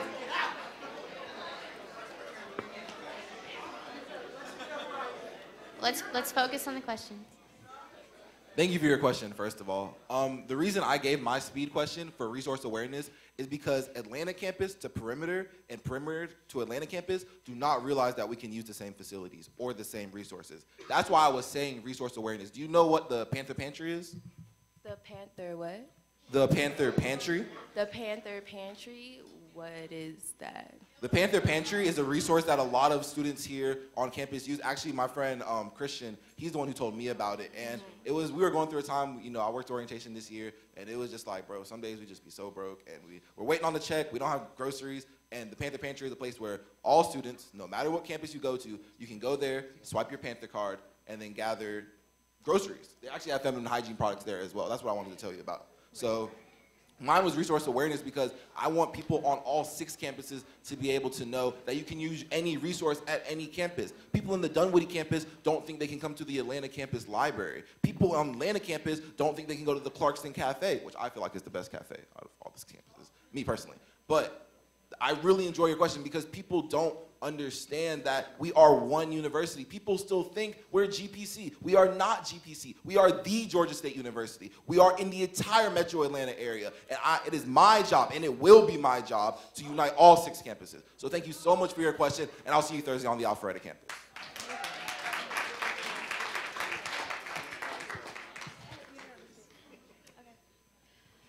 So during the speed round, I did say that I wanted to create more community with the perimeter campus. I do agree that perimeter is in a way apart from the Atlanta campus. That is due because it's really far away. They're all not really, like my fellow candidate here said, that they are too far away to be, I guess, transportable. And I guess to rebut Anthony's statement, I know you said that like Dunwoody and all that, but it's really far away. I do this drive almost every single day, and I understand the hassle, especially during traffic hours, because that is not a joke. But I am aware that perimeter does want to be more included, and through like my event planning background, I feel like to create community, we need to have people be talking to each other. We can't have people just be going to class and then leaving. We need to be creating events that brings in the entire Georgia State, and I am aware of PAC. That's on the campus. Also, the funding is a big issue as well, but we can do a lot with very little. Also want to add to you is that spirit and traditions is one thing that I believe is not just signified to Atlanta. It's a 6-campus thing. We are one Georgia State. Georgia State, when we combine with all 6 campuses, it's supposed to be like family, but let's be honest, it has not. It has not. And there are things that actually need to happen to make that work. And so when I'm president, my plan is to not only meet with all the executive vice presidents, but also the leaders of all the different student organizations and make sure that they are able to come to a table and let's come up with some traditions. I have a few of mine already, but let's come up with some spirit and traditions that all 6 campuses can be proud of. But also, let's also have some special things that Alpharetta, Clarkston, Dunwoody, and all of them have particular to themselves, but one thing that we can all hold together and add on as we go. And so, hey, we're coming through. We got you. We haven't forgot about y'all. Can never forget about that. Yeah.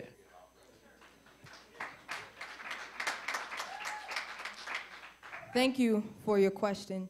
You guys, on Alpharetta's campus, there is a serious issue going on as far as water damage in the roof. So the students, when it rains, they have to walk outside of the classroom because the roof is literally like this, like it could cave in on the students. And there's also leakings in the ceiling, which causes mold. It's been like that for a year.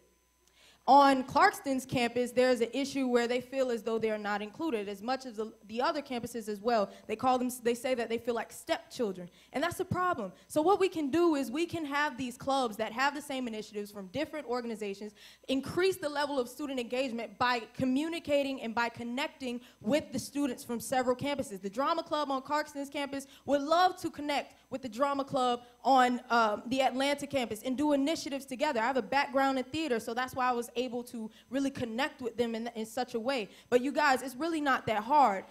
Those that are leaders, we need to make the sacrifice. Like I said, I just drove 10 hours from Miami. You got to make the sacrifice. You got to be here. You got to be present. So I believe that as a student leader, I'm willing to do that. As a servant leader, I am definitely going to do that, regardless to if I get this position or not. I'm still going to visit over there because I've made relationships and friendships with these different students, and they need their voices heard just as well as we do on the Atlanta campus. We have it good here. We could be better, but them on the other 6 campuses, it's all of us together. It's not promises, it's partnerships.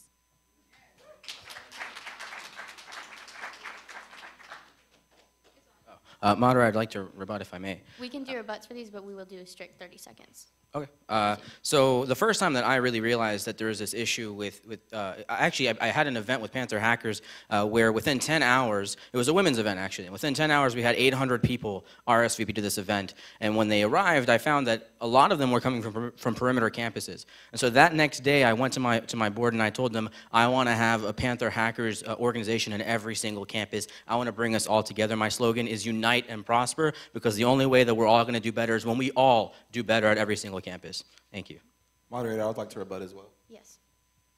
So personally, I feel like the reason the other campuses feel like stepchildren is the lack of representation at the meetings that matter. For example, the president meets with the president of the university every month, as well as the president goes on Franklin is 2 to 3 conferences a year for a student activity fee. So you're meeting with the people that are allocating the budget. The reason that the Atlanta campus is getting new dormitories, a new residence hall, as well as a new parking deck, all by Turner Field, is because of lack of representation at these meetings. As your university-wide president, I will make sure I get representation from all 6 campuses and make sure the budget is allocated appropriately and effortlessly to all 6 of these campuses.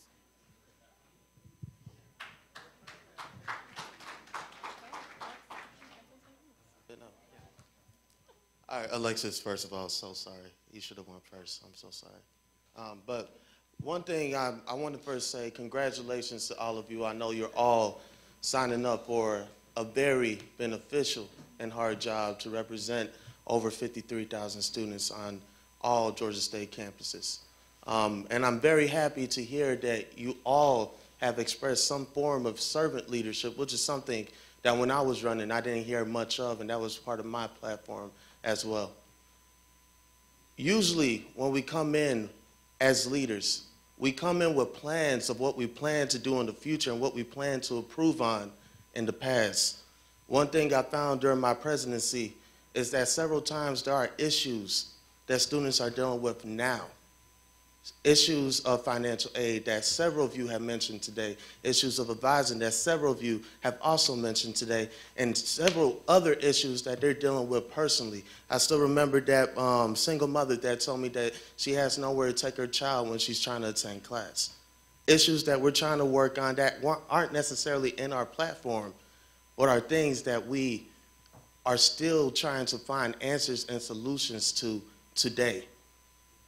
So my question to each one of you, what are you going to do today to fix these issues that students are dealing with? Not what are you going to do in the future, not what have you done in the past, what have you done today? Ms. Fields.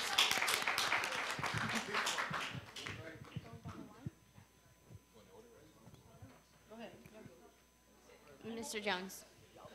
President Patterson, thank you so much for that question.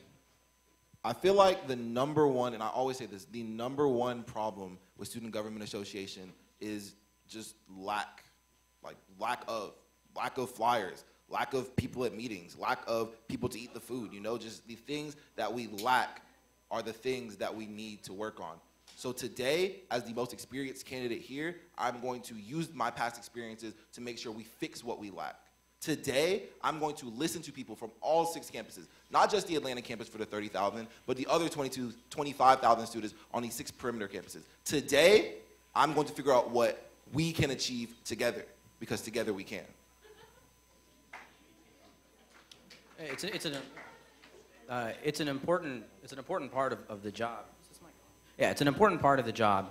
One of the things is to keep your eyes open and look for those things that don't necessarily pop out, but everyone that's going through something is crying for help in some way, shape, or form. To answer your question, just today, you know, I saw someone who just looked a little isolated. I reached out and said, hey, like, are you okay? Are you doing fine? I didn't catch their name. Hopefully, if they're here or if they're watching, if they feel comfortable, they can identify themselves. But that's part of the job, is keeping your eyes open. And not all issues are going to scream at you and tell you, hey, we need help, we need help. Sometimes it's your job to go to them. And so that's absolutely part of the job, and that's what I've done today, and I'm going to keep doing that as SGA president. Thank you, Franklin, Mr. President. I do agree that people, you know, I guess you could say, are more like the talk instead of more of the action. So that's why, you know, using my position as currently in SGA, I know what issues are happening now. I know by reading the signal, we know what issues are happening now, like within the students. So just now, I'm already putting like little, what's it called, like little Easter eggs, I guess you could call them, in like with meeting new other organizations, with talking to students while I'm campaigning, while figuring out what is bothering them the most now, so we can fix it through SGA, because this administration is not over yet. We still have a month. You still have a month left. 2 months, I apologize. You still have 2 months left. We can get a lot done in 2 months that can, you know, continue to go on to the next administration. And if I am to become SGA president, I would be the perfect liaison from those past issues to the next administration to continue fighting for our students. Mr. President, I just want to add that the only reason why I'm running for president is because I've done all that I can as a normal student. Even after my tenure ended as a senator, I made sure I was one of the voices along with Senator Josh King, who sat on the Quality Enhancement Plan Committee, and we were a part of the Planning Committee and the Development Committee, which is why Georgia State for the next 10 years not only is going to renew their accreditation, but also have college to career as the main focus. So I've been, as a normal student, have exercised all of the rights that I have. This job is really just for y'all. I can't stress it enough. It's really only for you guys is the only reason why I'm running for president. And so I've done all that I can today, and there's a lot more stuff that I do on a daily basis for students from the front level, from helping someone out, helping someone who's disabled, opening the doors for people, small things day by day. But there's a lot of things that I've been doing through my organizations as well as my dorm as an RA, helping our residents, dealing with friends who are dealing with mental health and depression. It's been tough times. As president, there are more things that I would like to do that can only be done in your seat. And so these things, I think it's important that there's someone that comes after you with actual goals, solutions, with a plan, who knows how the system works, that is able to move forward and actually get those initiatives accomplished. And so we're starting today. It hasn't stopped. Me being here is a part of that. What are we doing today? And it's still going to continue. But even more, just the avenues and possibilities will expand when I'm president of Georgia State University.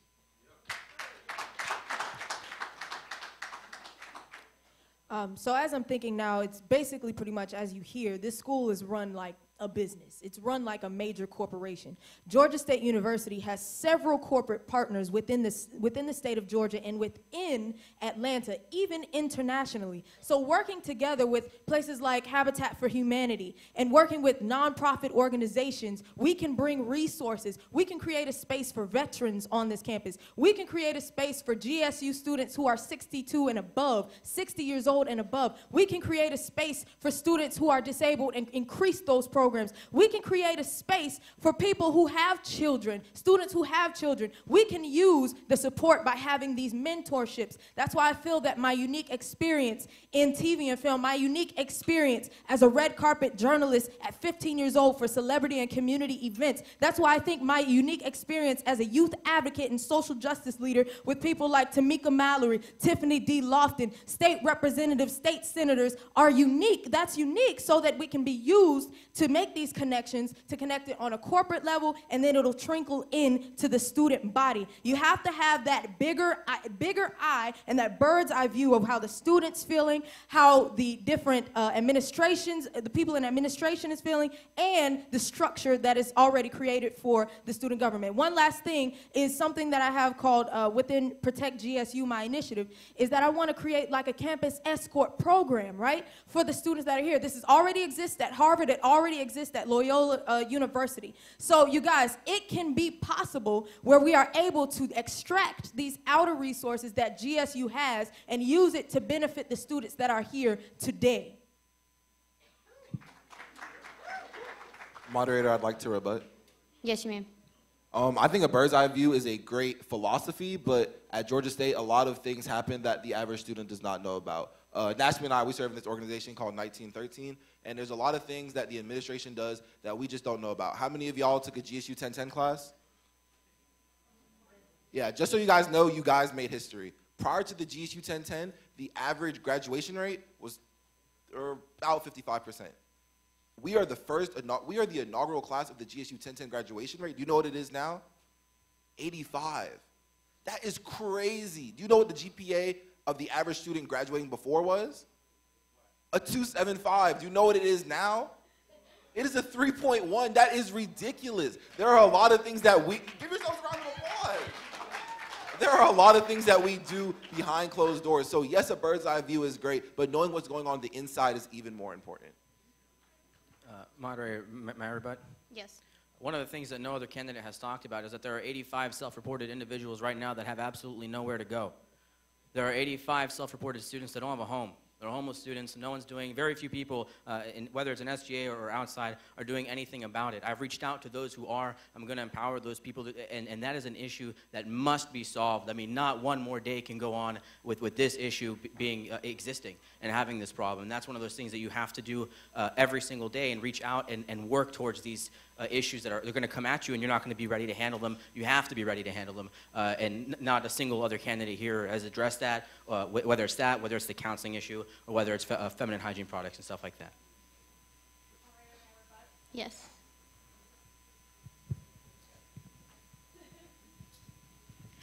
Okay, so for Shayna, I just want to say that we already do have a campus escort system in place. The GSUPD, no, I agree 100%. The GSUPD, they do kind of slack. It's very pinpointed to what locations they can pick. I actually talked to Chief Jeff Spillane last week about that, and I brought up to his attention what happened with a friend, that one of my friend's friend, the police refused to pick her up because she wasn't at a Georgia State building, and that is not okay. And I directed that towards Chief Spillane directly, so that would hopefully get fixed soon or within the next administration. And another thing, Ira, oh my God, what did you say?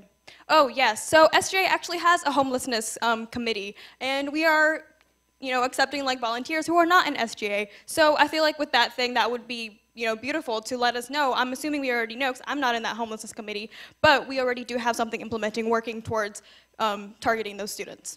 If I may rebut. Actually, in the interest of time, we're going to quick rebuttals from here on, so that way we can get to the other questions. Hello? Oh, wow. Okay, so the mic decides to mess up when I use it. Okay. All right, then. Hi, everyone. First off, I want to say congratulations for making it this far in your campaigns. But I wanted to talk about a little bit about based on what I've heard in this debate. I've heard so many wonderful goals and so many wonderful things that you each plan to do with your platforms. But the one thing I have not heard, and one thing that no one has heard in this room, is a plan and research that you have already done to make these goals happen. So in the interest of your future job and what it means to be an SGA officer, I've done my research, and I've decided to ask you several questions. I've decided to ask you about your platforms, each one of you. So, for Mr. Jones, how do you plan on initiating the Panther Convocation for freshmen when we have low freshman turnout in all of our events? Mr. Ira, you described talking about providing feminine hygiene across all Georgia State campuses. However, there's already services that do that, and how can you as an SGA officer continue to implement those services? What research have you already done to come up with a plan for that? Ms. Shayna, I understand you were talking about bringing up international campus cookouts, but at the same time, as a Dunwoody student, I did that before. My administration has done that before and has seen that several times that students are just not interested in that. So how do you plan on bringing those people in? I know that you are great and having experience at bringing people in, but how do you plan on bringing those people in? Mr. Nashby, Mr. Grandjohn, you plan on making SGA accessible by bringing in more offices within the SGA. How do you plan on bringing those offices in? And also, may I ask, what are those new offices you are thinking about bringing in? And Ms. Jasmine, you plan on bringing more town halls to SGA. However, our SGA meetings are pretty much already those town halls. Our coffee corners on the Clarkson campus are already those town halls, yet we don't get that high turnout. How do you plan on making those things happen so that way when, and I say this to all candidates, because despite what you say, as a former candidate myself, there's going to be when you lose, and there is going to be a win. You can come back and bring these plans forward so you can still see those changes. It doesn't matter whether you're president or not.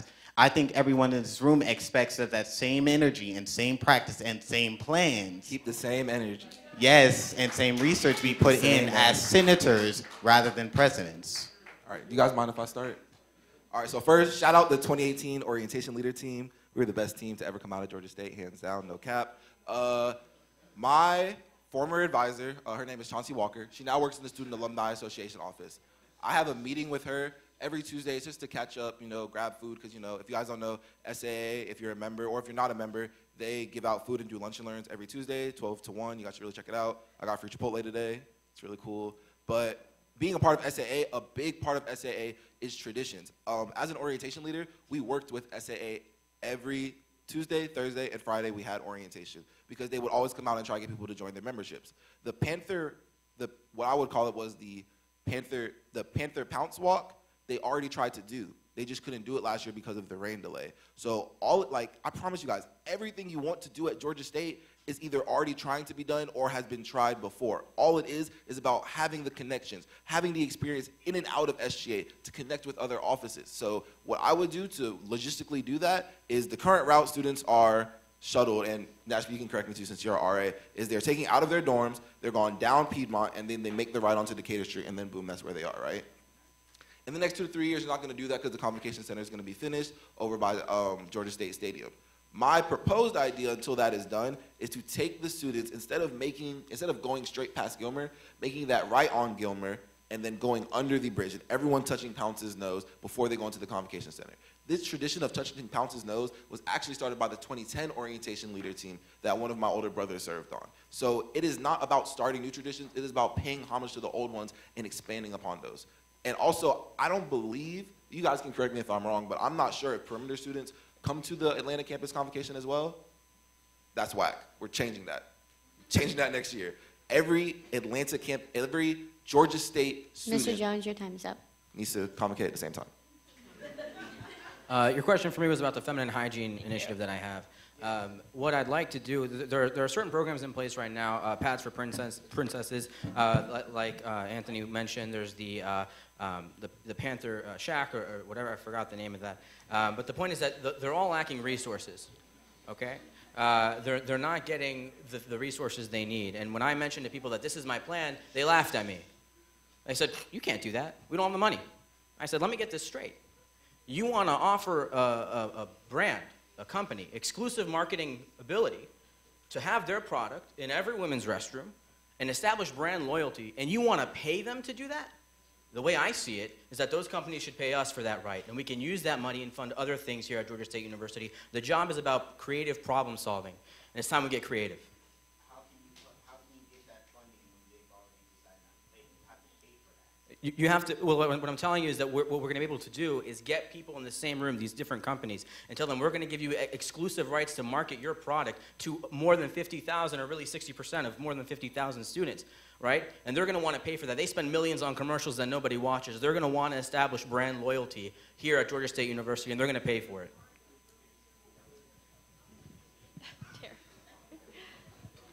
So mine was the town halls, and I know we are not allowed to say that because that is the president's term. So when it comes to the Senate meetings that we have bi-weekly, I do feel like they are a little bit intimidating for students to just come into these rooms while we're all sitting in a U staring at the e-board. People don't want to stand up and tell us what's going on. I would feel like through these town halls, quote unquote, it would be more casual, more laid back. We would entice students with food, but like not even just food, just market it better, make it appealing to students to come, make it important, no, make it let them know that it's important, because it is. And it's all when it comes to marketing. It's all about letting students know that this is their time to let us know what is going on. They can tell us anything they want, and we will make sure to get back with them and then follow up and update, instead of them having to come to our Senate meetings bi-weekly and then be scared to death most of the time.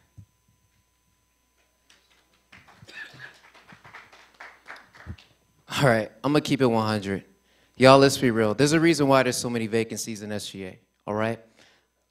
The new offices that I'm going to establish is not just to add more vacancies to SGA, but it's because, let's be real, the oil needs to be changed. SGA needs renovation. We can't keep having the same system over and over again and expect different results, right?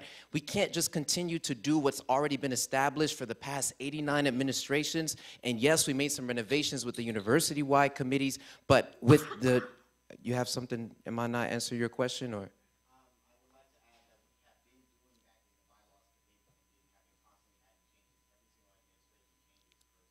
Right, and that's okay, and that's awesome. But what I'm saying is that what I'm trying to fix is the vacancy issue, right? And I think by fixing the vacancy issue is by fixing the machine itself. I know countless of amazing student leaders. When I was a freshman liaison coming into SGA, there were 6 of us. My sophomore year, I was the only one I was one of 2 that ran for president. The next guy next to me, and all of these people were so great, and they're now doing great things, great internships, Chief Justice, I didn't mean to call them out, but a lot of great students who were on staff with me, but then they all left. And we had so much great talent, so much great potential, but why did they leave? Because they were shut down. All their dreams that they wanted to bring into fruition were sent out the window. And I think that is because the machine that we're using needs to be improved. It's 2019. We need to make sure we renovate SGA, make it like just better for everyone. And the few offices that I want to establish in addition to constituent services is helping the president. All right, no problem. That's cool. Did I answer your question though? So what's your name again, sir? Okay, thank you, Terry. Gotcha. Thank you for that question. International Campus Cookouts was an idea that I came up with, like I said, with intersectional education, taking something that would be an academic discipline or something that usually would seem mundane and creating an amount of interest around it by throwing in something unique. So I deal with three S's, the signal, social media, sororities, and fraternities. I believe that a lot of fraternities and sororities have mandated programs. Creating an initiative based off of the mandated programs that they already have to do, but giving them a platform for their faces to be shown, that would be good. Also utilizing the signal to cover the event, to give incentives for event. And then the last thing is social media, making sure we just continue to maintain the reinforcement on social media.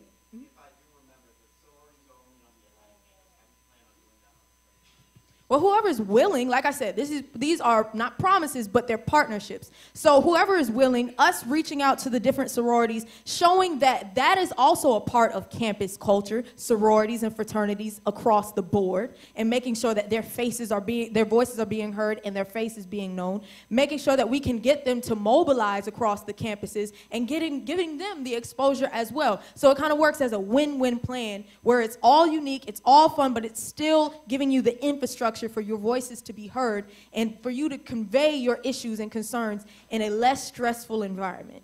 Moderator, may I rebut? We're going to do no more for now. We have still a lot of more questions to come through.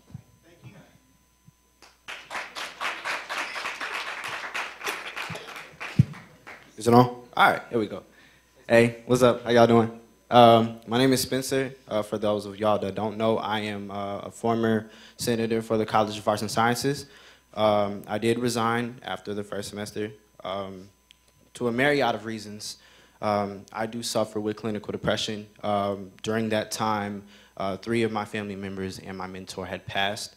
A lot of things went on, but one of the reasons that really stuck with me, and even now, even as a regular student here at Georgia State, I had a huge problem with holding the administration accountable, and not necessarily the advisors for SGA, but the administration, the people who, you know, are over Georgia State. And I don't like that. That's bull. Like, I mean, I don't know how many of y'all in here know, like, your dean of your college or whatever, but even as an SGA member, I didn't meet my dean. I didn't even talk to the dean. I didn't know the dean. I didn't know pretty much anyone. And even when I had a one-on-one meeting with, say, I don't know, advisement, they didn't show up to my meeting. And so I've heard a lot of things about accountability, and, you know, that's very important. But how? Like, how are we going to make sure that the administration, who claims to say they serve the students, don't even want to meet with the leaders of the students? Okay, I can answer that. So strength is in numbers. The more people that we have, he's not paying attention to me. Oh God, Spencer. So like I said, there's strength in numbers. So the more people that we have that are constantly holding these people accountable, because you are correct, they don't want to meet with us because they know that they're messing up. They know that they have improvements to make. But if we just keep constantly talking to them and trying to get meetings with them, they will eventually budge. And if they don't, that's a huge issue that needs to be fixed, probably in the university as a whole. So yeah. Oh God, that was terrible. Spencer, students like you scare people in administration. They scare those people in those positions because you care a whole lot, and you have that ability to inspire those other people and get something going. That's exactly what we need. We also need people to recognize that and empower that. What it's going to come down to is compromise where you can, right? Because no solution whatsoever is worse than a compromise. But where you can't, don't. And where you can't, you plant your feet, you stand firm, you don't move. And they're going to blink first, I guarantee it, because there's 55,000 of us and there's only a handful of them, and they're going to budge first, I guarantee you. You need to have someone with the will and with the determination to stand firm and do that.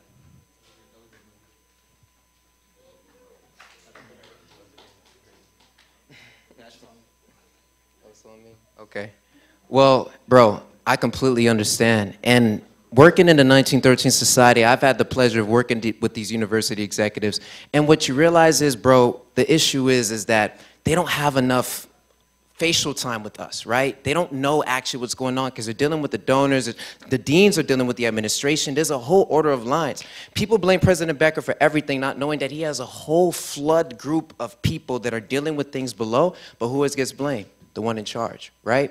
And so a lot of the things that I plan to do when I get in office is, first things first, as we renovate SGA, we bring actual results by speaking and schedule, like the university-wide president gets to attend President Becker's executive cabinet meetings. And so this will put you literally in a position where you're able to connect with all of the big cats on campus who make all the moves. And guess what? As a student voice on that cabinet, you're able to bring actual change. I'm able to speak on your behalf and say, hey, I'm not in Ashby right now, I'm Spencer, and this is an issue that I'm having. Why didn't this happen? But everything can be settled with a conversation, man to man, man to woman, and so forth. We can have a conversation and speak with them, and actual change can come. And if they don't budge, if they're being tough, that's why we have these guys. You bring the signal in, those guys jump. You bring PRN in, those guys jump. And so we just need to be able to use what we have in order to get what we want. So. Spence, I'm gonna be real with you, bro. It's just all about personability, man. I had to chair a committee, the mandatory fee committee, my sophomore year, and I did not know what I was going into. I'm gonna be completely honest with y'all. I walked into that meeting with sweats, Yeezys, and a Georgia State hoodie, and everyone looked at me and they're business professional, and I was like, what am I doing? But I just broke the ice, and immediately, no one saw what anyone was wearing. We all just saw us as people. And that's what people forget, is that we are all just people. That is their job, you understand? Like, this is our job, that is their job. And at the end of the day, they just want to do their job. So if they feel like they're doing their job to the best of their ability, they don't care what the critics have to say. But if we are the ones to tell them, hey, this is bad, this is wrong, do this, do that, then they're going to budge. And it's on people and student leaders that have those connections with the administration. Me and Sarah, Dean Rosen, we talk at least once a month. Because it's just like, it's just a connection. Me and the chief, Spillane, we talk at least once a month too. It's just about connections. When you make those connections with the people in charge, they're more likely to listen to you. And I promise you, Spencer, I'm the person for that job. First, I want to extend my condolences to you and the losses that you had, and thank you for the tenacity, and thank you for your strength and your courage to stand before us today and tell us about your depression and give a testimony of what has made you strong enough to come here today and what has also caused you to release something that has caused stress on you. Mental health is important. Secondly, I believe that this is definitely a hard issue to crack because now we're dealing with administration and we're leaving from the student body, but it is imperative that we continue to press on administration how there should be mandatory meetings with students. I believe students should have mandatory meetings with their deans. If you are a part of this college, not only should you meet with advisors, I mean, these advisors come from God knows where, and then be telling you what class you need to have and what to choose. Listen, we need to meet with our deans. One great dean that I have, well, undergraduate advisor that I have in political science is Dr. Grusendorf. If you know about her, she's incredible. She is an amazing woman. And she is the type of, has the type of personality that makes you feel like she is concerned about the issues that matter most to you. So it's important that we stress that. And when I become SGA president, I want to make it a thing, make it mandatory, make it a mandate that we have those meetings with our deans frequently.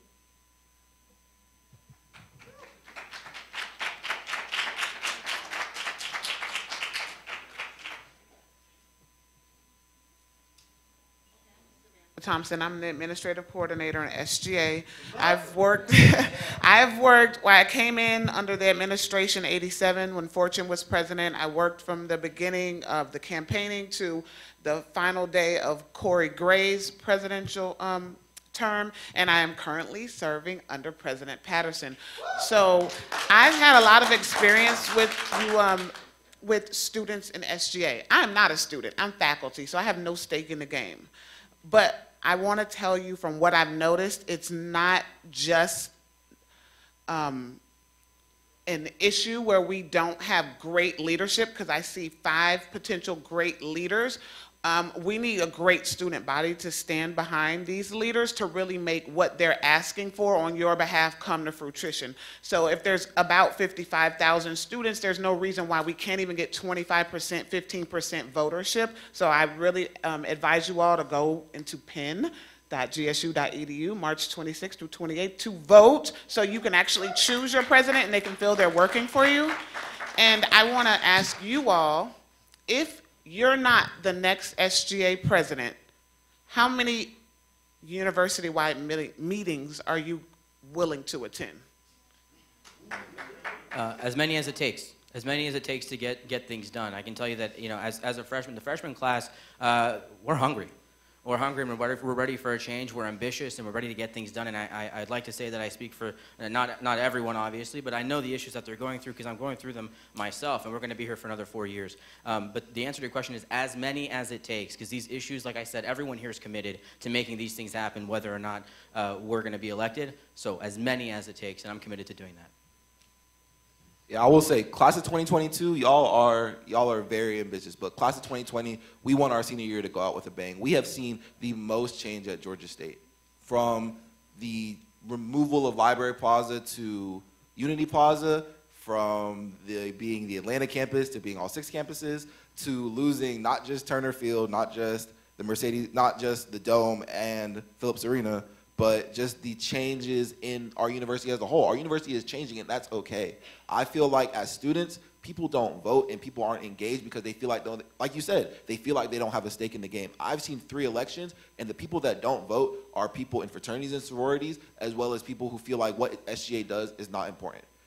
I've taken my time away from the Senate to engage with those people. That's why I have the endorsement of the collegiate Republicans, because they're the type of people that feel like they don't have a stake in anything. That's why I go to the Young Democrats meetings, because those are the people that want to make change. That's why I joined Phi Beta Sigma Fraternity Incorporated, because those are the people that are advocates for change, a culture for service and a service for humanity. Well, Anthony Jones, those are great speaking points, but how many meetings do you commit to attending upcoming if you're not the president? As part of my platform, and as far as the other candidates' platforms as well, I feel like university-wide meetings are not where the real work needs to be done. I feel like engaging with the student body, and like Jazz was saying, like, I didn't even know that was part of Jazz's platform, but town halls, quote unquote town halls are where the work needs to take place. That's where we need to figure out where students really need to know what's going on. So I will be at every university-wide meeting, and if any of us are elected, I will be at every town hall. I will be at every constituency day, because that is where the students are, and I'm for the students.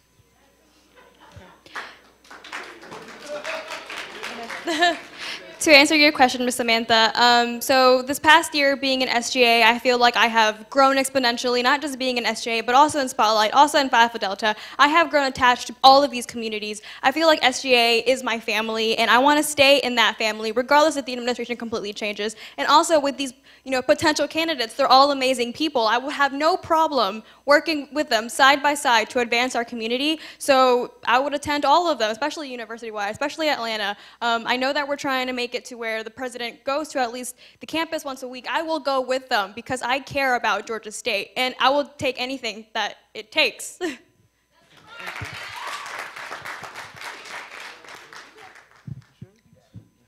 Cool. So, hey, Ms. Samantha, like, honestly, my plans here, like, once more, ladies and gentlemen, it's legit just for you guys. And I can't stress that enough because people are like, all right, cliche. No, it's legit for y'all. Like, so for the university-wide meetings, I'll attend, like I said, as many as necessary, all of them, whatever it takes to work.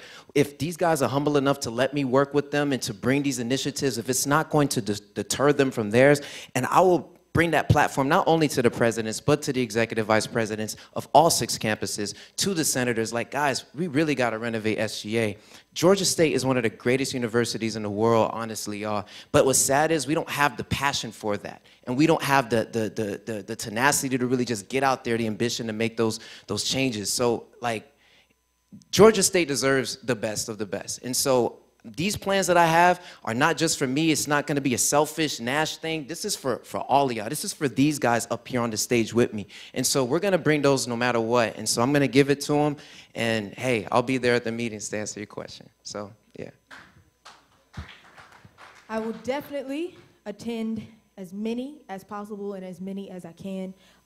It is imperative that we amplify upon the interconnectedness that we have among the student body and among the EVPs, the relationships that I've already built. We have so much potential. We have so much greatness within each and every one of the leaders amongst this candidacy and within our EVPs and those that are running. So I definitely want to attend all of those meetings and be a part and make as many as I can. Well, thank you, and I expect to see you all at the next university-wide meeting, and I know your constituents that are voting would like to see you there too. It's this Thursday.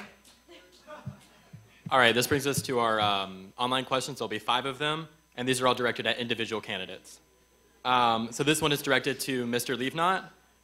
So the online question says, you became head of Panther Hackers, and a number of predominant members of the organization left, citing your, quote, complete incompetence. What makes you qualify for this position? I don't know where that question came from. It seems whoever asked it is horribly confused and misinformed. I'm a pre-law major, and in September 17th, or early September, I received a phone call because I came on board as the chief marketing officer of Panther Hackers. And I got a phone call at 3 a.m. and they said, become CEO or we dissolve the organization. I had 5 minutes of experience in university, and I said, I'll give it a shot, right? Because I'm not going to let these people down. And under my leadership as CEO, the organization has seen 500% increase in engagement. 200 members have joined since that time. And recently, I decided that it was time for me to step down and give the reins over to the CS students who know exactly what needs to be done. I brought them all on to the board. I interviewed all of them and brought them all on board. And I realized that I can do so much more for students in SGA, and that's why I'm here, and that's why I'm dedicating all of my time, because I believe that I can make a real difference. Thank you. All right. The next question is going to be for Ms. Mejia. You listed a great deal of current organizations you are a part of. How will you make sure you dedicate enough time to the SGA presidency?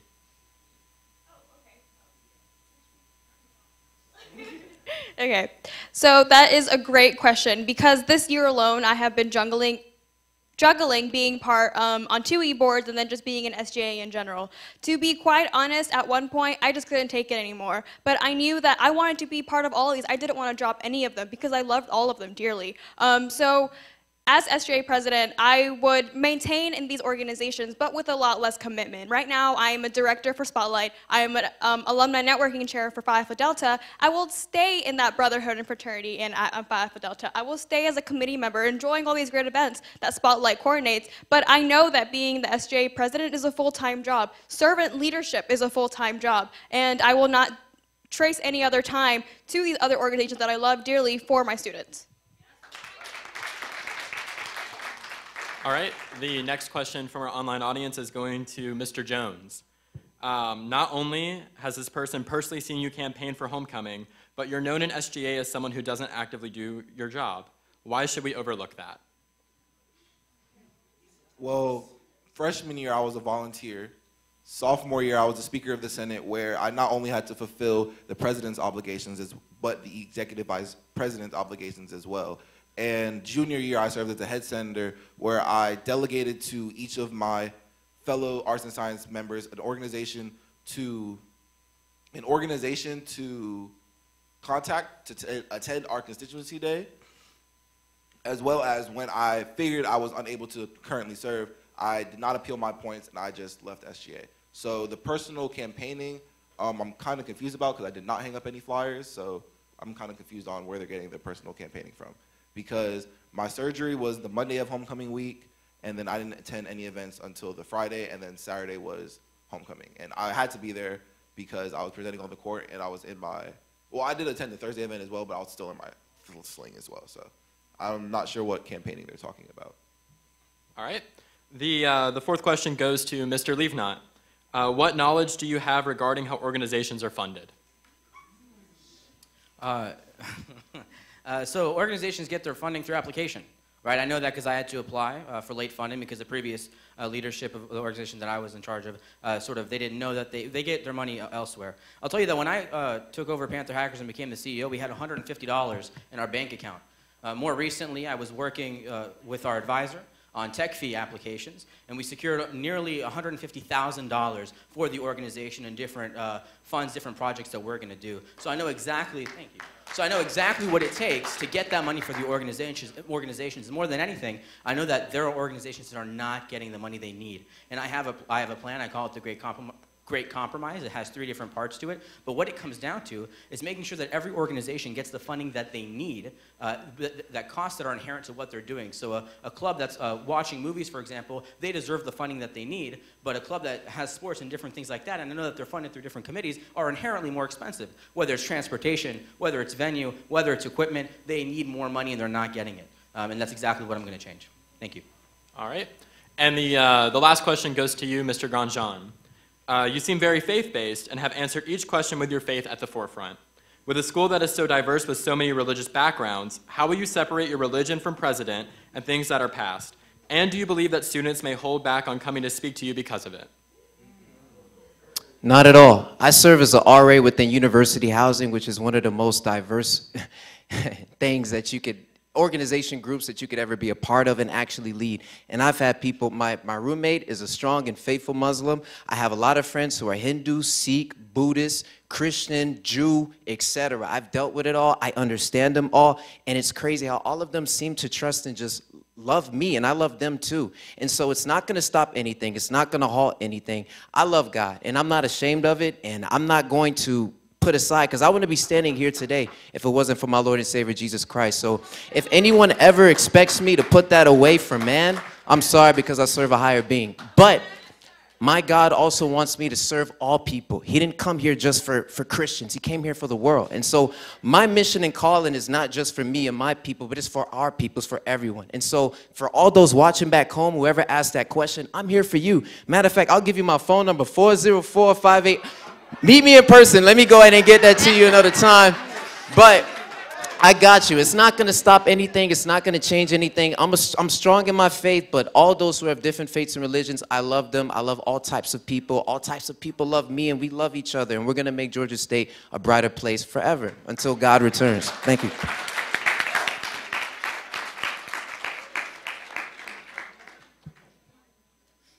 Thank you, everyone in the audience, for coming out tonight, and thank you for our viewers at home for tuning in. We wish the best of luck to all our candidates, and we look forward to seeing you at the polls March 26th and March 28th. This concludes the debate for the 90th SGA administration. Good night and good luck.